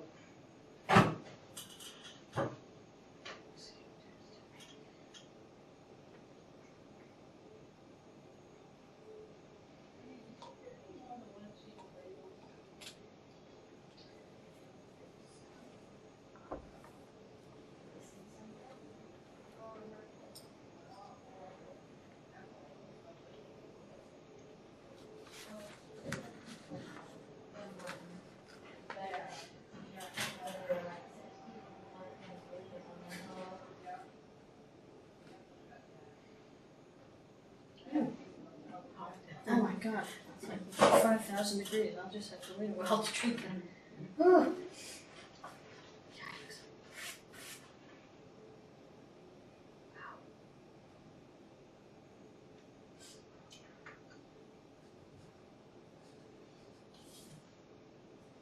I forget how many people are in this class. Not very many. Yeah, there's only 2 of us here, and then Two. And then there's 2 other people over there. Yeah, maybe 6, 7. So just my emails, but I don't know where. Here, whoops. There.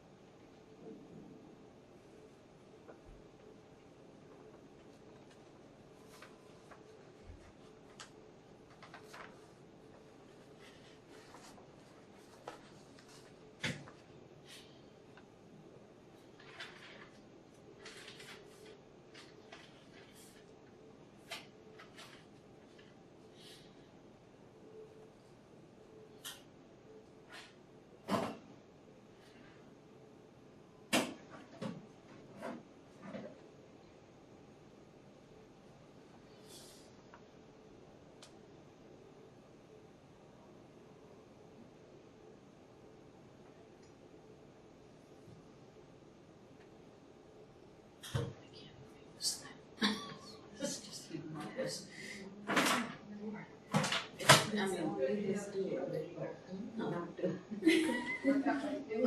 mean, I remember seeing the ICD ones and they were like, about like that, you know, it wasn't huge. And I got this and I'm like, oh goodness. There's so much more info here. Wow.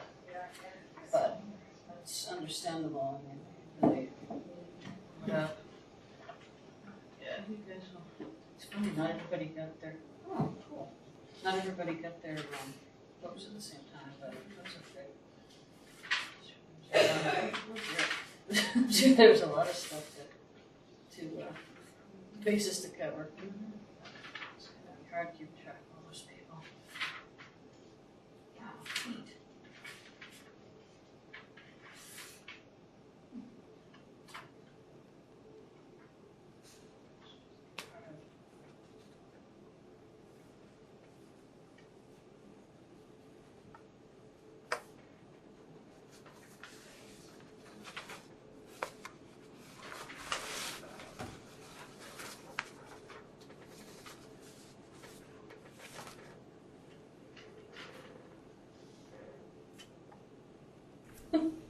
is everyone back with me? Yes? Yeah. No one jumped out? No. You gonna stick with it? Yeah, we're committed now, so. Okay.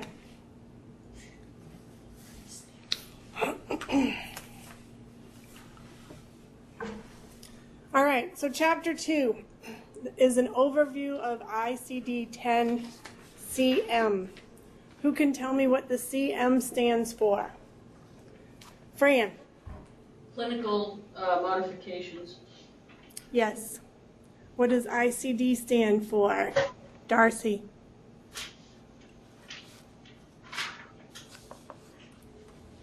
International Classification of Diseases. Yes. Excellent. So ICD stands for International Classification of Diseases. CM stands for Clinical Modifications.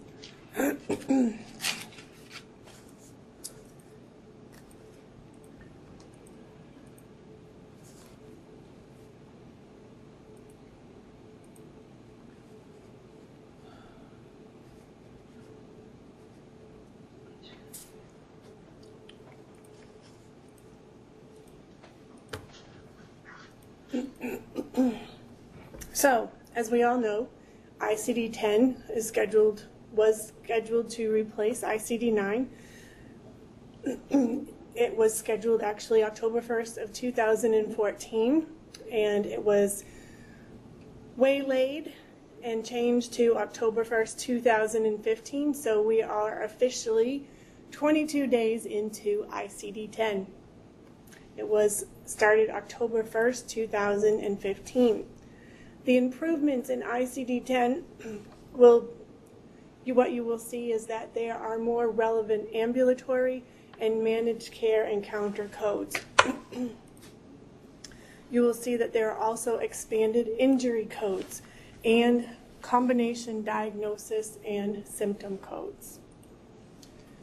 You will have up to 7 characters now, whereas before you only had 5.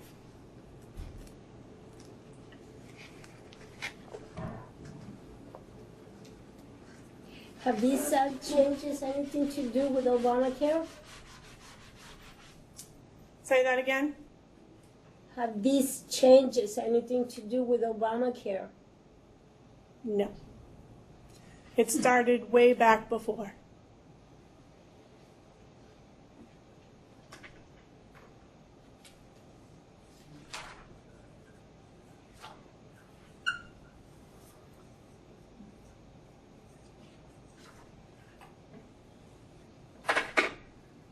So ICD-9 you had 5 characters, ICD-10 you had 7 characters.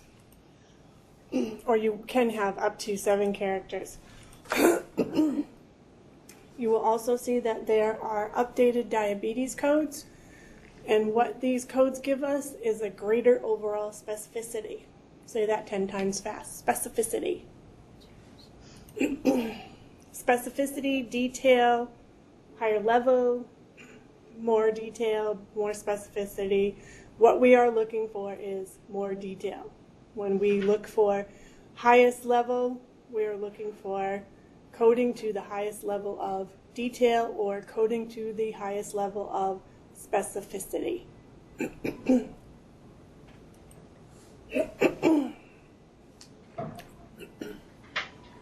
There are 21 chapters. Your V and E codes are incorporated into the code set now. Sorry. The addition of chapters, there's 2 additional chapters now, eye and adnexa, and ear and mastoid process. As you heard me talk about in the introduction, the GEM files. Now, if you look on page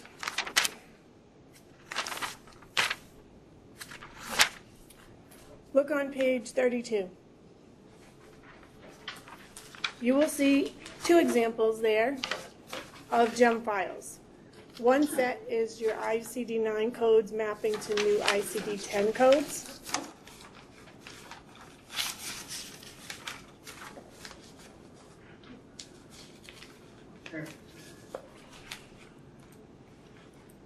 And the next set you see are the ICD-10 codes mapping to ICD-9 codes.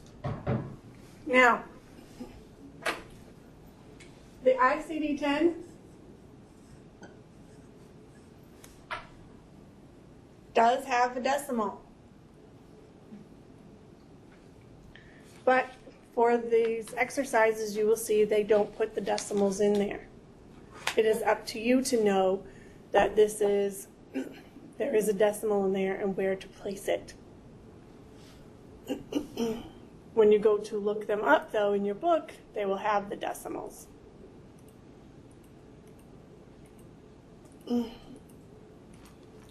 Now, there are 3 types of flags.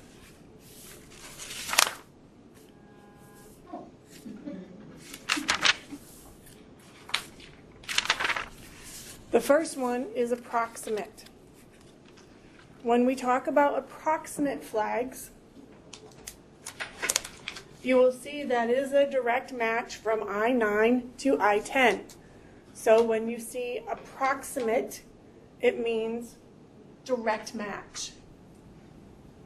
Your flags will be looking like this.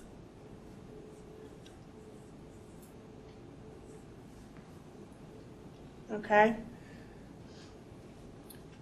When you have a no map means that there is no diagnosis code available. Your combination requires a combination of codes to map from one system to another. And you have examples in your book, and that is one thing that I really like about this book, is that it gives you really good examples. So please pay attention to your examples. And if for some reason you do not understand those, send me an email. Say, Doreen, I was reading chapter 11 on page 22, and this example was talking about this, but I really didn't understand how they got that. Okay? Or bring it to class, and we'll talk about it in class. Because guaranteed that the question you might have, someone else might have it too. Don't be afraid to ask. Because there is no stupid question.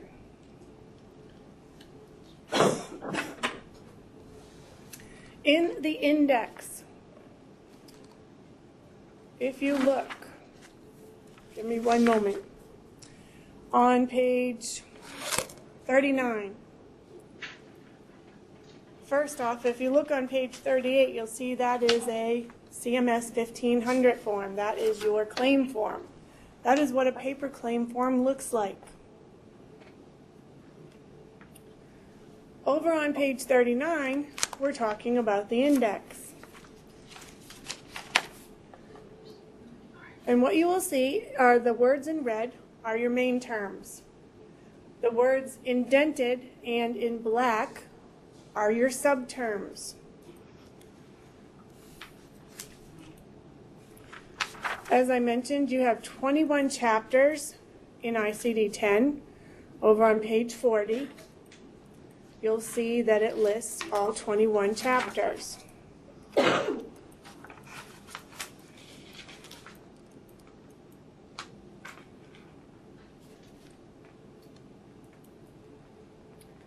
In the tabular, if you look over on page 41, each section begins with a unique letter and codes arranged in numerical order.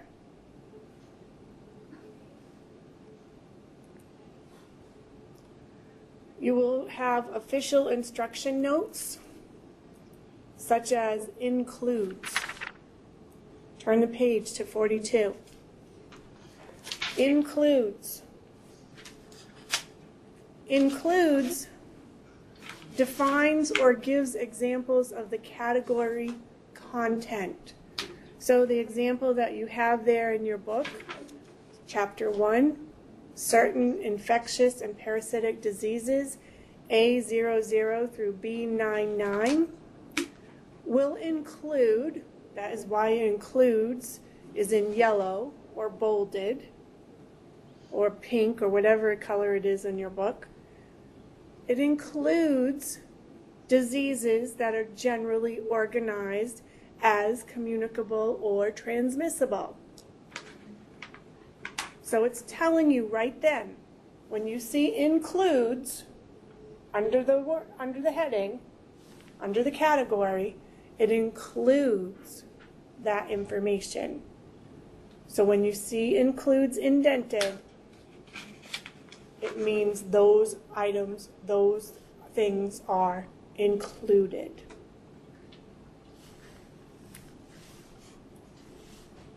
When you see excludes one means that it is not coded here. So if you read the description, figure 2-14, excludes 1 says certain localized infections, see body system, related chapters. What do you think that means, Shauna?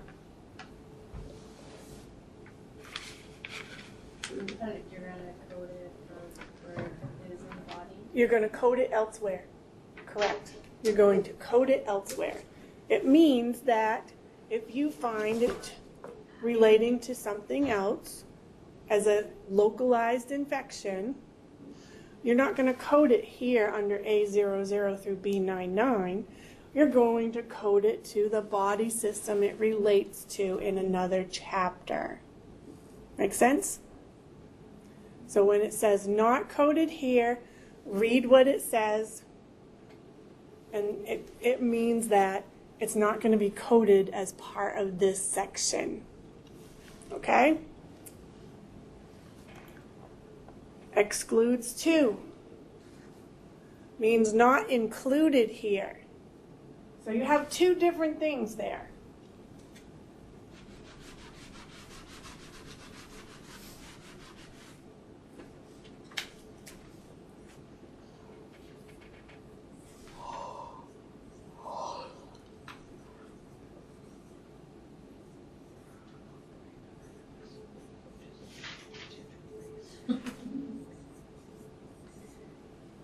You have not coded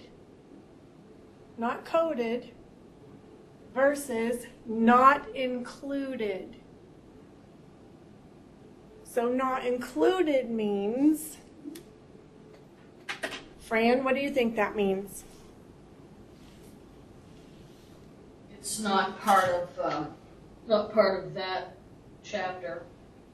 It's not part of, yeah, it's excluded from that chapter. You'd have to find it somewhere else. Right. It is that the condition excluded is not part of the condition. So you'll see that we're looking at infectious and parasitic diseases, but what might not be included here are carrier or suspected carrier of infectious disease. So we have not coded versus not included. So not coded means we're not going to code it in this section. Not included means it just might not be part of this condition.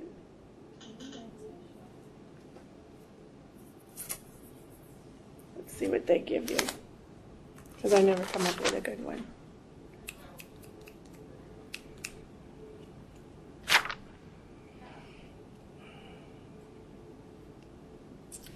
All right, let's try this. So, for example, your first excludes 2 note in Chapter 1 indicates that the infectious and parasitic disease does not include a carrier or suspected carrier of infectious disease as shown in Figure 2-15. It is possible for the patient to have both conditions. It just means that it is not included in this section. Does that help? Does everyone get that? Yeah. Yes. Yes, sir. Okay. So we have We have not coded versus not included. It just means when we have excludes 2, that it just may not be part of this condition here. So guess what? We've got to pull in another code. Okay? So you're still going to, let's just say, for example, use A00. And guess what? Z22, for some reason, needs to be pulled in as part of this. Because A00 doesn't cover Z22. So we need to use A00 and Z22. That's what not included here will mean. That it's not part of this condition already. We need to pull it in. Got it? So you are, You're going to have practice with it. okay. And are you billing twice as much then? This is diagnosis code right now. It's not has nothing to do with billing. We're just pulling in the diagnosis. Okay. Okay? And actually, excludes 2 is one of the new parts to ICD 10. We did not have excludes 2 in ICD 9. Your code first and your use additional code, we did have that in ICD 9. This basically means code first and use additional code notations. This is where your etiology and your manifestation is a paired code. So the example they give you here is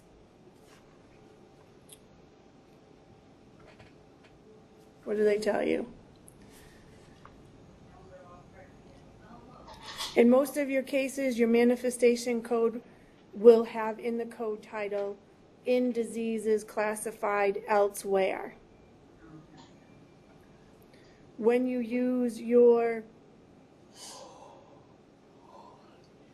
have a combination code, you will see that there is a use additional code note with the etiology code. There will be a code first note at the manifestation code. So you want to code first. If someone has streptococcal sepsis, you want to code first the fact that they had a post-procedural streptococcal sepsis or a streptococcal sepsis during labor. You want to code those things first before you code the streptococcal sepsis. Blah, blah. That's a mouthful. It's like cotton mouth. Understand? Maria? You got it? Yeah, sort of. Darcy? Yes, I do. Okay. Fran? Anita? Yeah. Yep, we're good. Okay. Shanna? Okay. Let's try it again. All right. Code.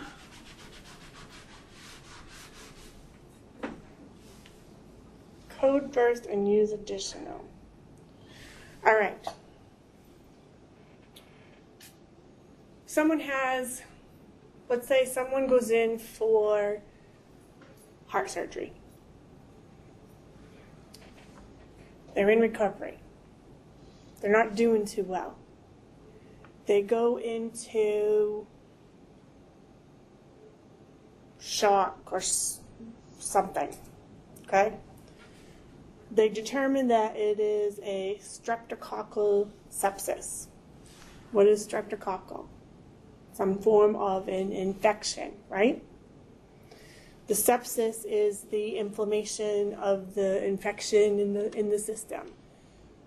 That makes sense because the patient went in for heart surgery, no telling what happened when they went in there, right? So far, so good? Yep. How did the streptococcal sepsis happen?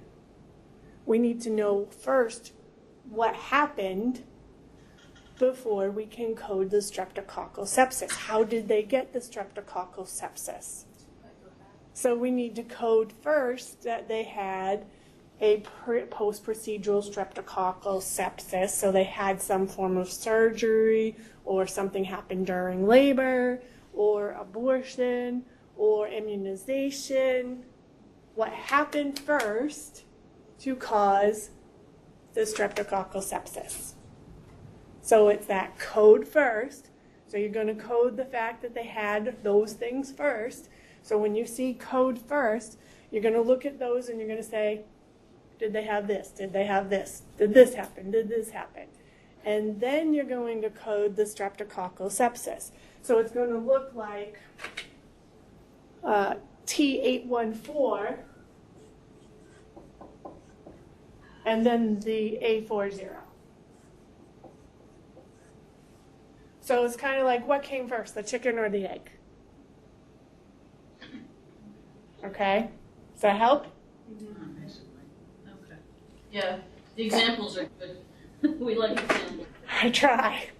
You know, I got to think on my feet here. Yes. Yes. This is where the fun comes in coding. You're sleuthing. You're detecting. You're trying to put all of those intricate pieces together. It's like, what did you come into the office for? What brought you in for the encounter?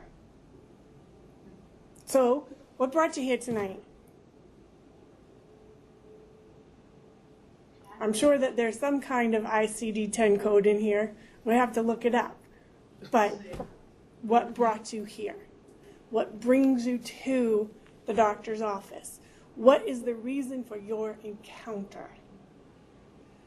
I might have a sore throat and runny nose, but what caused the sore throat and the runny nose? And that would be your code first. If we had a code first, yes. So your origin of your problem is where you want to start. The origin of the problem. And then it's just a string of numbers to tell you what's going on after that. Right. Right. Okay. So when you see code first, read what is underneath the code first. Does it pertain? Which one is the most appropriate? Code first that, and then use the code that you just looked up. Because a lot of things within the coding will say, especially with infections, code the organism or reason for. So someone who has streptococcal, how did they get it? There has to be a reason for it.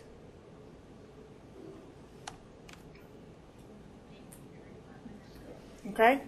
Good. All right. When we see code also means that there is more than one code that is required. Why? Because we're telling a story with these codes.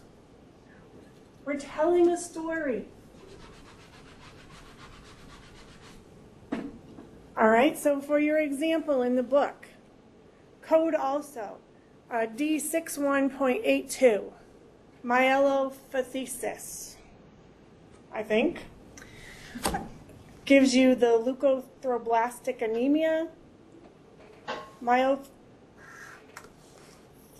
whatever, and panmyelothesis.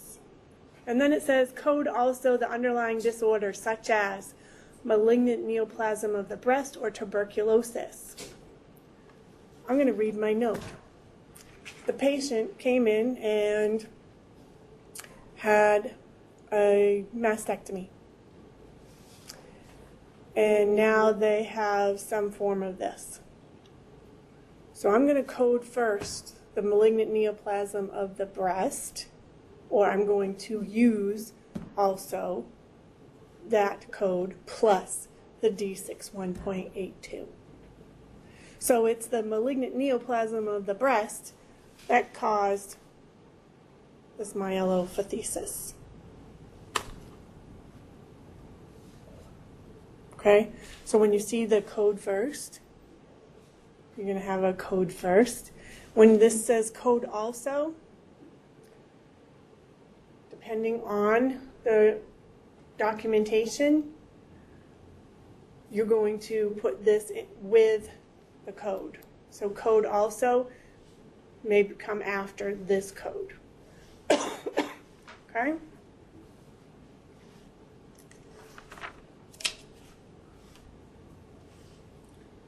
Seventh character placeholder. This gets everyone every single time. I have people asking me about it all the time. Seventh character in the placeholder X.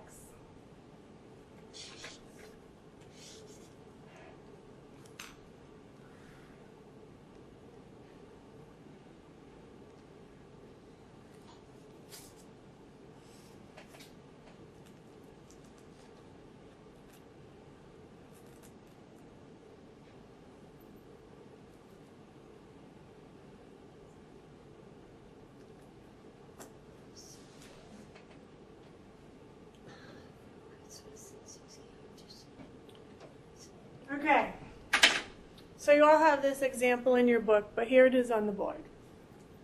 So, seventh character in a placeholder X. Codes that are less than 6 characters, or 7, have a seventh character placeholder, or a seventh character requirement. And that requirement is that X is the placeholder. Now, honestly, it doesn't make any sense for me. I will be honest, as a builder, coder type person, I still do not understand the whole idea behind X placeholder, but basically it's taking up space. That's all it is. It is a character taking up space in order to code appropriately. Coding to the highest level of specificity. Because if you remember from the beginning, ICD-10 is all about highest level of specificity, highest level of detail. So they decided that to do that, they needed to create a placeholder. And that placeholder is X. X is nothing more than that, a placeholder. So in this example that you have in your book, the heading or the category is M22.8.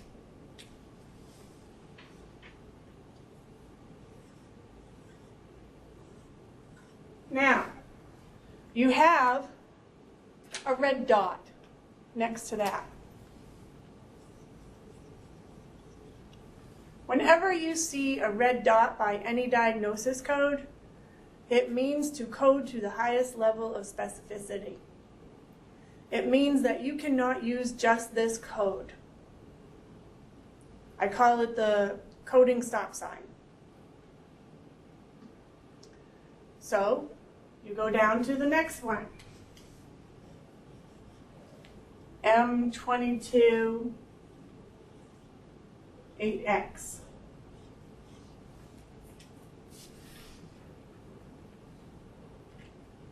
Guess what? You have another stop sign. Then you have to choose between M22 8X1 and M22 8X2. Because one is for the right and one is for the left.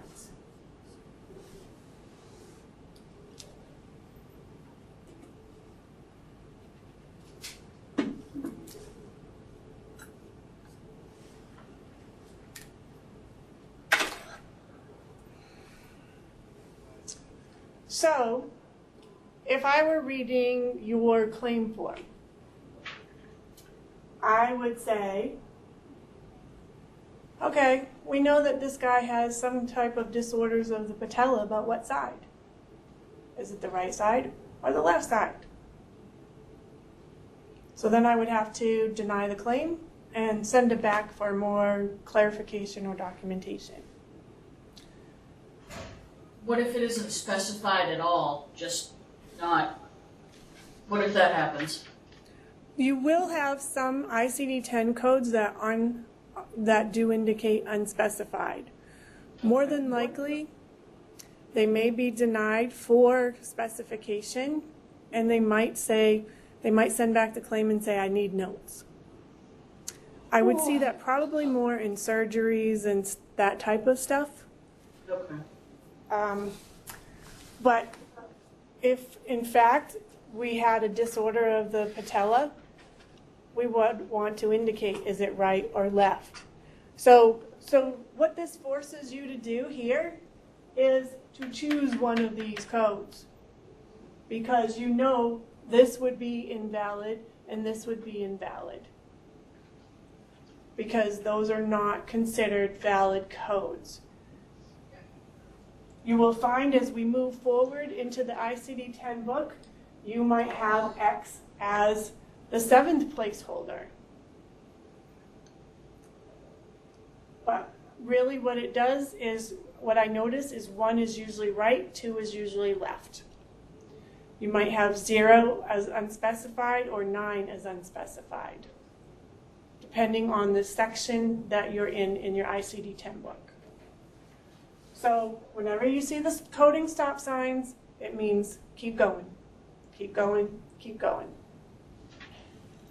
Now, if you had disorder of the right and left, you would use both codes. Okay. That was my next question, actually. That's funny. Thank you. That's my ESPN.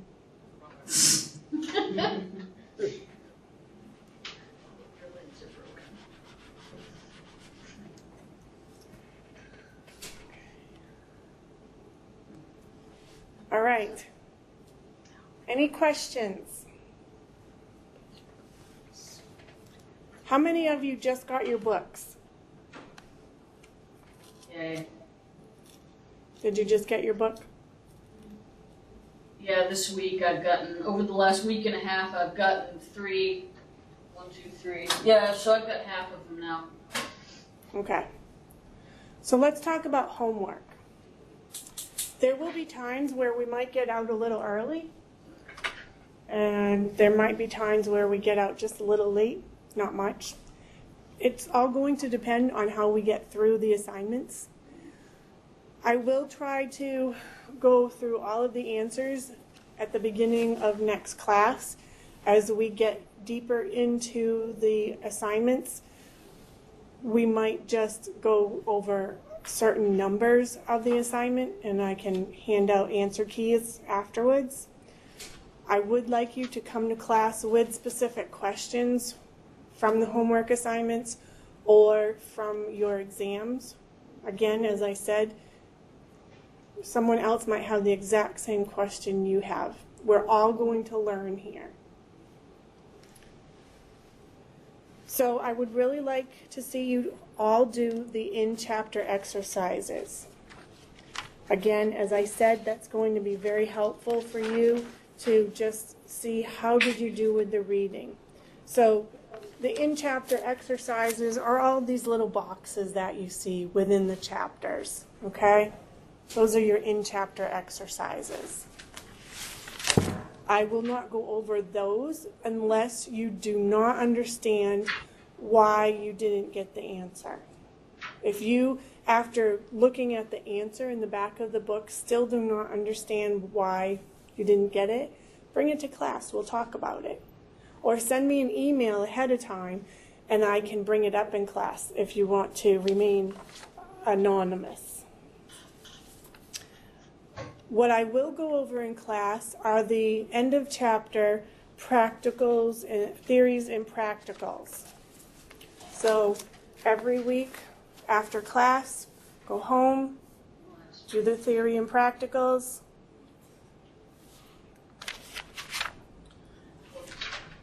And then you have a workbook.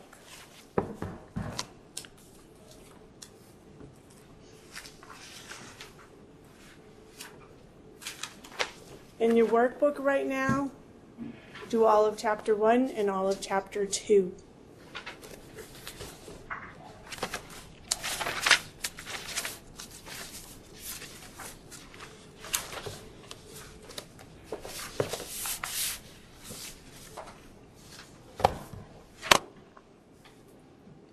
And then for next week,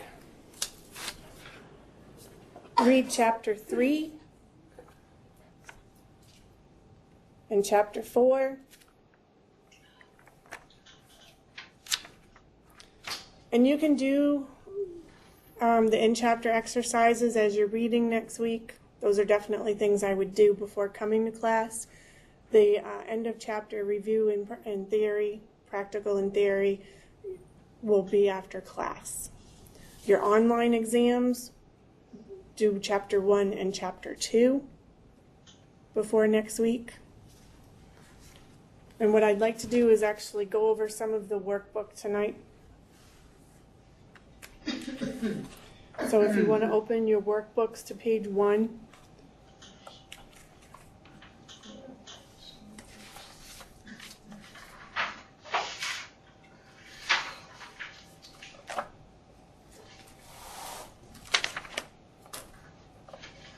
And you can take your pencils and pens and you can actually write your answers in while we answer some of them.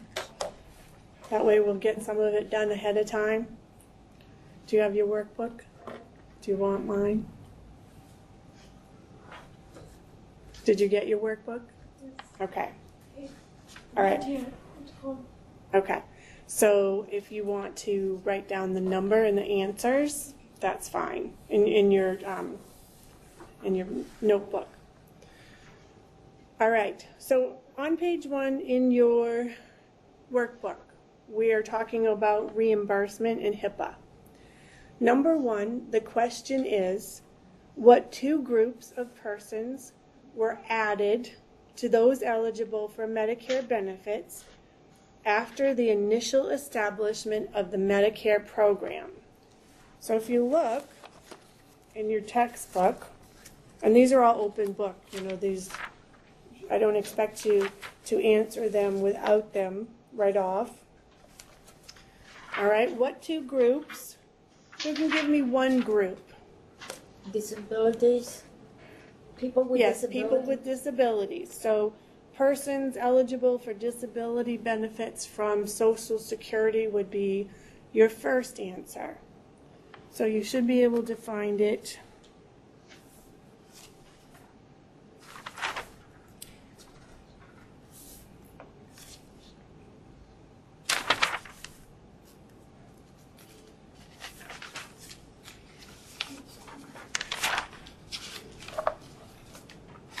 Yep, page 2.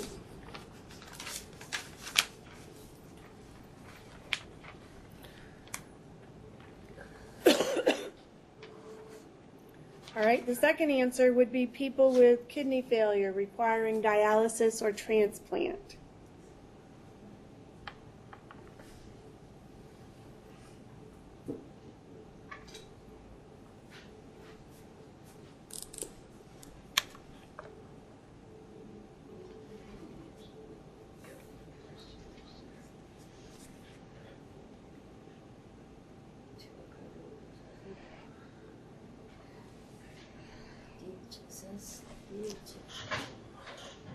All right, number 2. To what government organization did the Secretary of the Department of Health and Human Services delegate the responsibility for administering the Medicare program? DHHS? No. It would be on page 3, the first paragraph. The operation of Medicare is delegated to the Centers of Medicare and Medicaid Services. It's the second line in that first paragraph over on the far right. The operation of Medicare is delegated to the Centers of Medicare and Medicaid Services.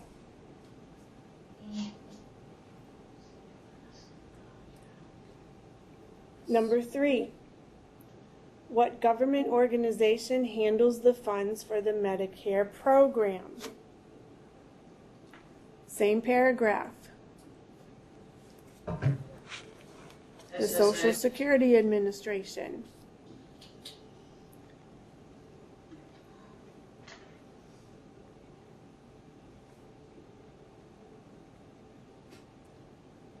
Number 4. There are 3 items that Medicare beneficiaries are responsible for paying before Medicare will begin to pay for services. What are those 3 items?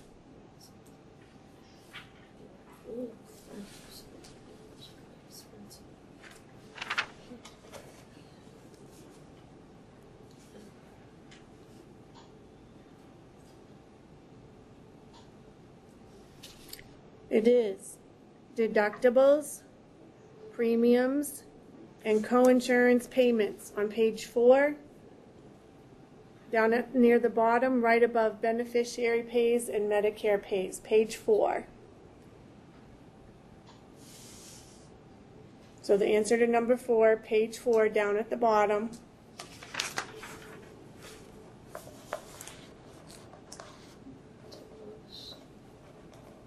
Did you find it, Shana? Okay. Premiums, insurance, premiums. All right, number 5. Medicare publishes the Medicare fee schedule and usually pays what percentage of the amounts indicated for services? 80%. 80%? Say that again? 80%. 80%, yes.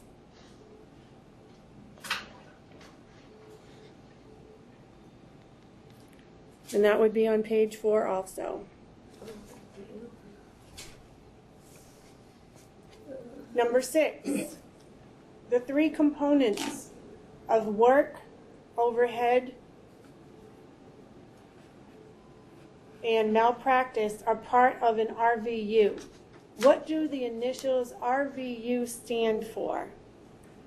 Darcy?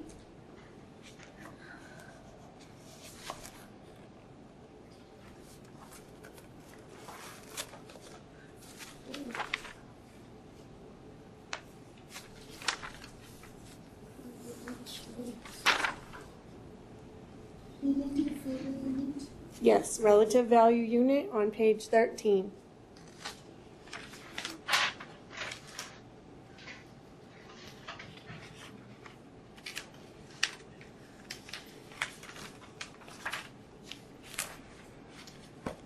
All right, turn to the next page. Number 7.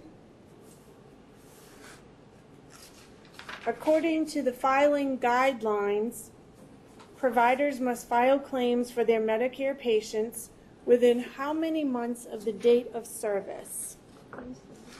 6 months? No, keep going. When you find it, tell me where you find it. 12 months? It is. What page? 14. Thank you. 12 months.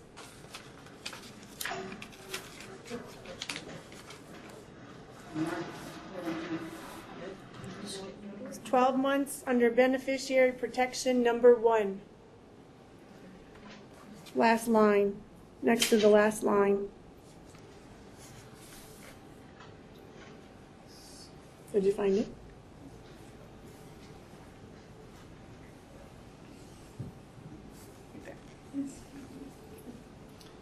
All right.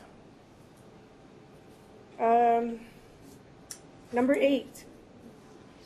What editions of the Federal Register would the outpatient facilities be interested in? What is the answer for that? Page 11.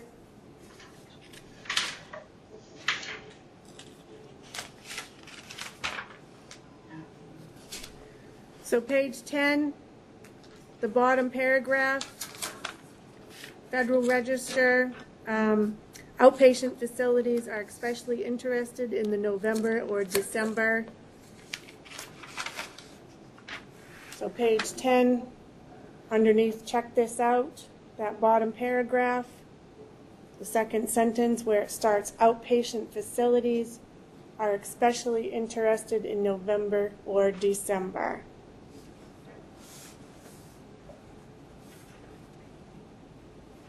Go down a little further. Down a little further. Right here. So outpatient facilities, page 10, are especially interested in November or December.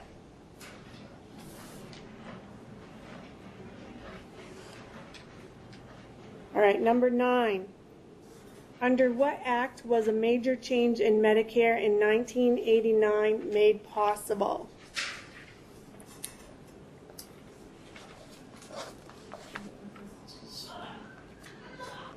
This is going to be on page 12. Page 12. A major change took place in Medicare in 1989 with the enactment of the Omnibus Budget Reconciliation Act of 1989, in parentheses, OBRA. So it is 1, 2, 3, the fourth paragraph down the first line. Okay? Everyone see that? Yeah, so omnibus budget. Yes, Omnibus Budget Reconciliation Act of 1989.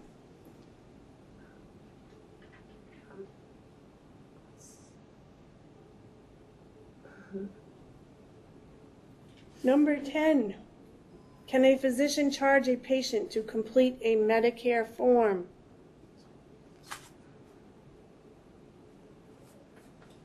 What do you think, ladies? No. Correct. No.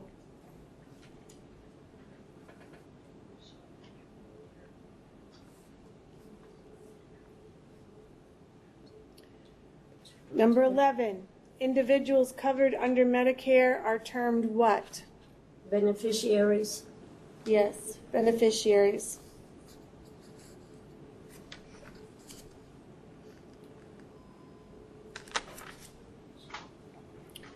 Number 12,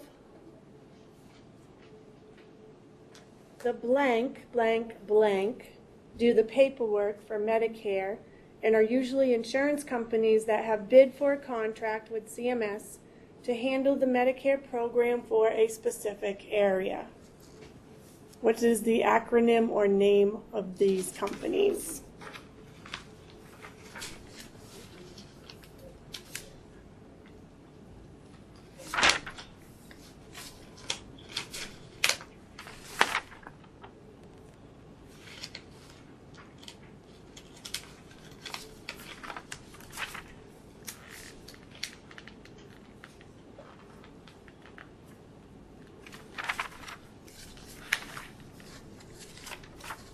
To the max. Yes, what page? Page 5. Excuse me. Page 5. Yeah, that was the beginning. Yeah. No, hold on. Page 3 also. That's where that's where it is. Page 3. MACs. Yep. MAC. Yep, page Macy's. 3. Page 3, underneath the box. That first paragraph. The max do the paperwork for Medicare. Can you find it? All right, number 13. Medicare Part C is also known as,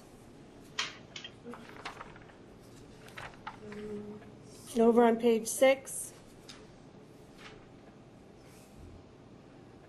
Part C is known as Medicare Advantage. Part C is also known as Medicare Advantage.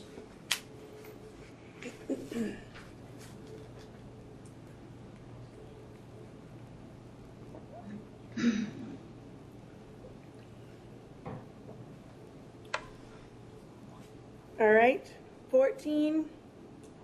HIPAA stands for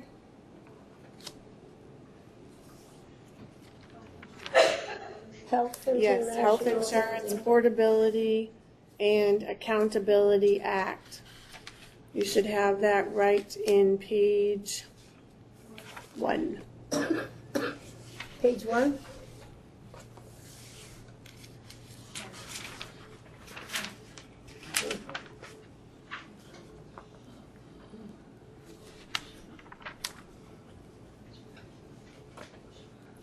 Number 15, the most major change to the healthcare industry as a result of HIPAA was a result of what portion of the Act?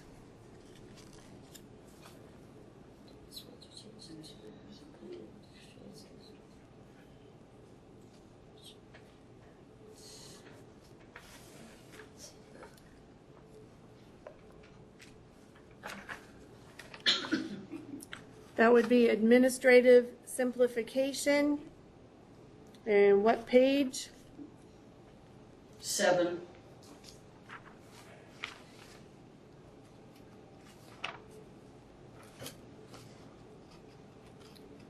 Right there. It would be underneath the section of the Act that has resulted in the most major change to the healthcare industry is the administrative simplification on page 7.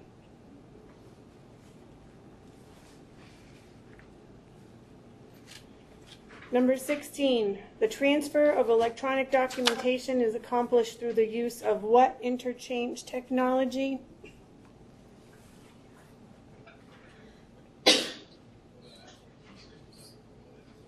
Electronic data interchange. And where is that?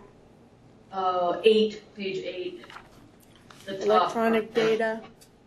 Yeah, electronic data interchange.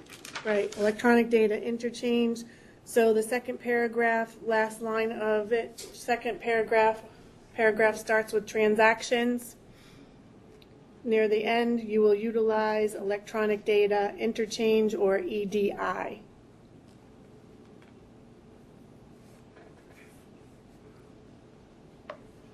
$17, the number that is assigned to all providers as a result of HIPAA. Over on page 9. What is that?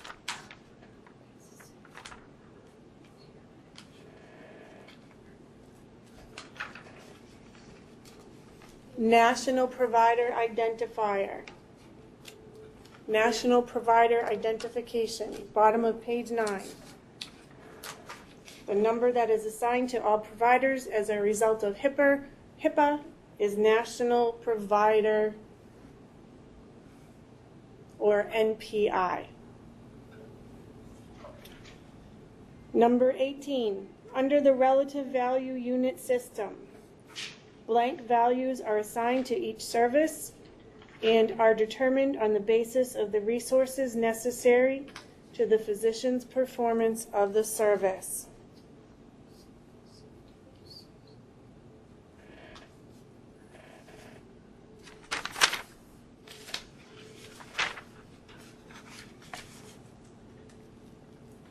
It would be on page 13, underneath the relative value unit.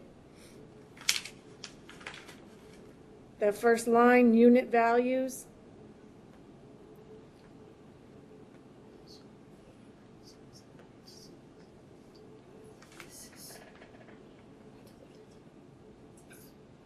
Number 19. The blank charge historically was specific for each physician, but in 1993, the charge for a service was the same for all physicians within a locality, regardless of the specialty.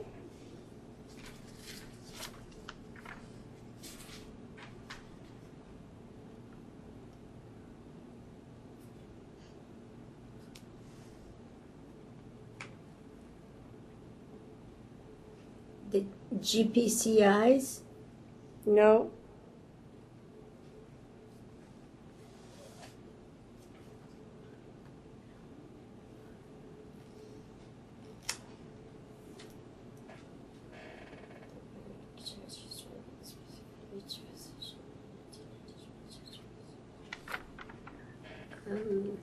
The Urban Institute develops scales. On page 14, down at the bottom under limiting charge.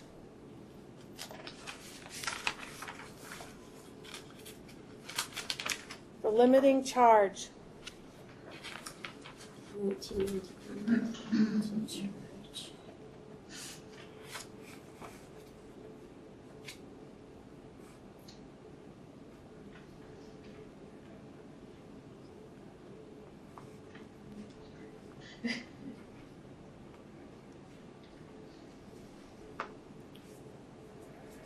Number 20. For co-surgeons, Medicare pays the lesser of the actual charge or a percentage of the global fee, dividing the payment equally between the two surgeons. Start looking on page 16.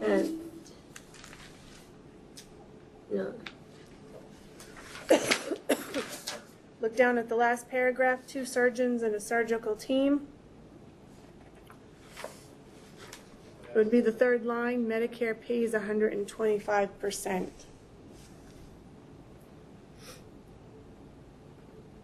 Dividing the payment between the two surgeons, each will receive the lesser of the actual charge, 62.5.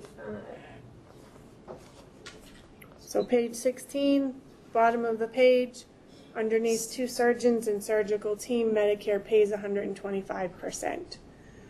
Number 21. But it's divided though. It's divided between the two surgeons. Correct. So that's 62.5. Nope. Specific regulations for Medicare are contained in what?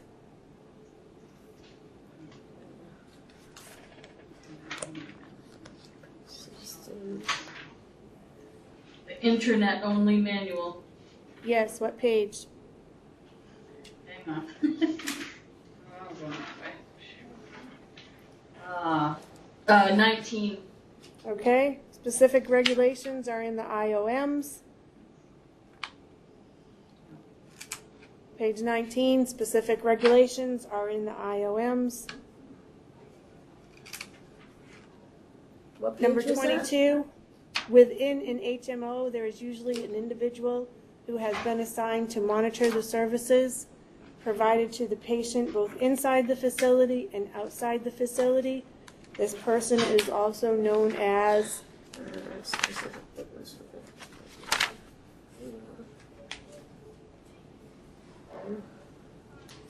Staff model.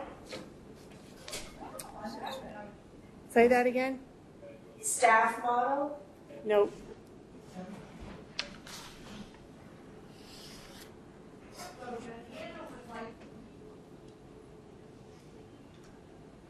Over on page 22, that second paragraph, that gatekeeper.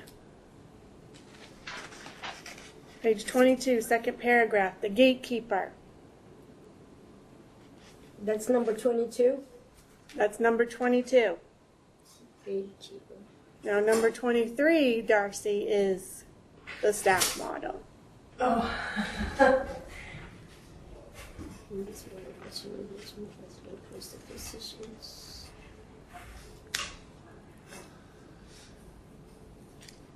What was 23? Staff model. Staff.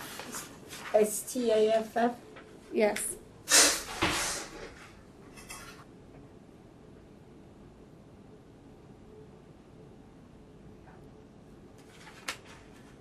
Where did you find that, Darcy? Page 21. Where? Okay. So page 21, the answer for 23 is on page 21 in the second paragraph down, third line towards the right, staff model. The sentence starts, many models are used to deliver managed health care, health maintenance organization, individual practice association, group practice, multiple option plan, Medicare risk HMO, preferred provider organization, and the staff model. All right, number 24. In this model of HMO, the HMO contracts with the physician to provide the service at a set fee. These organizations are known as Individual practice association. Individual Practice Association. 22, second paragraph. 22, second paragraph. It's all in bold. Individual Practice Association.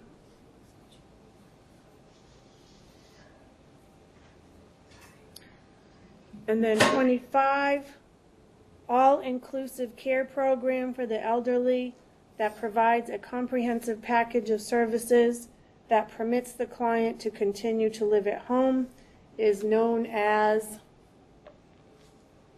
blank for blank blank care for the elderly. All-inclusive. It is the program for all-inclusive care for the elderly. You will find it right there on page 22.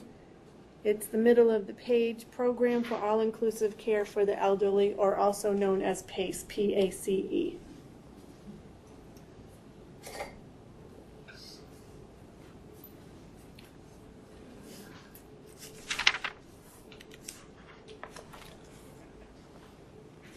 So, we did part of your homework.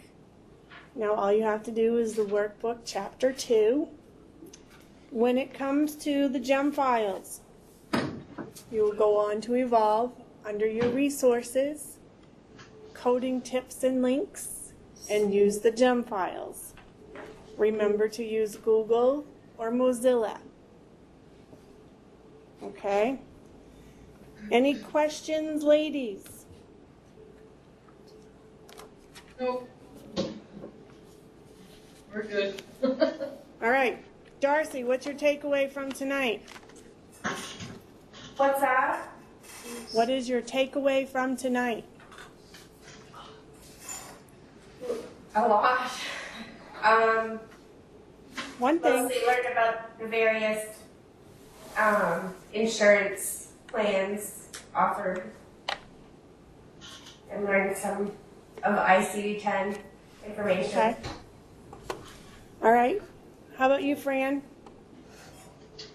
It was just a lot to process. I just think it's interesting how you're basically creating a whole, from a string of numbers, you're just creating basically a whole visit history, and then you submit that and hope for the best. We're telling a story. That's what we're doing. We are taking pages of documentation, or even a paragraph, and telling a story. That's what we're doing with these numbers. All right. Anita, what's your takeaway? Like the overall understanding of ICD-10 and Medicaid part. I didn't understand the Medicaid part. Okay. Maria. Well, I'm going back. I'm remembering a lot, but I still have to, I still have to read and do the new exercises. I'm understanding it a little bit better. Good. I have a question. Yep. On the in the book, step by step, we have a card that says True Code. What? We won't be using that. No? I won't Okay. be using it. It says to activate the encoder access after you have completed all the text exercises using your print coding manuals. That will be at the end of the course. So we keep this then. Yep. Okay. Thank you. Yep. All right. And Shana. You'll do it. You'll be fine. And Nazrin? What is your takeaway from tonight?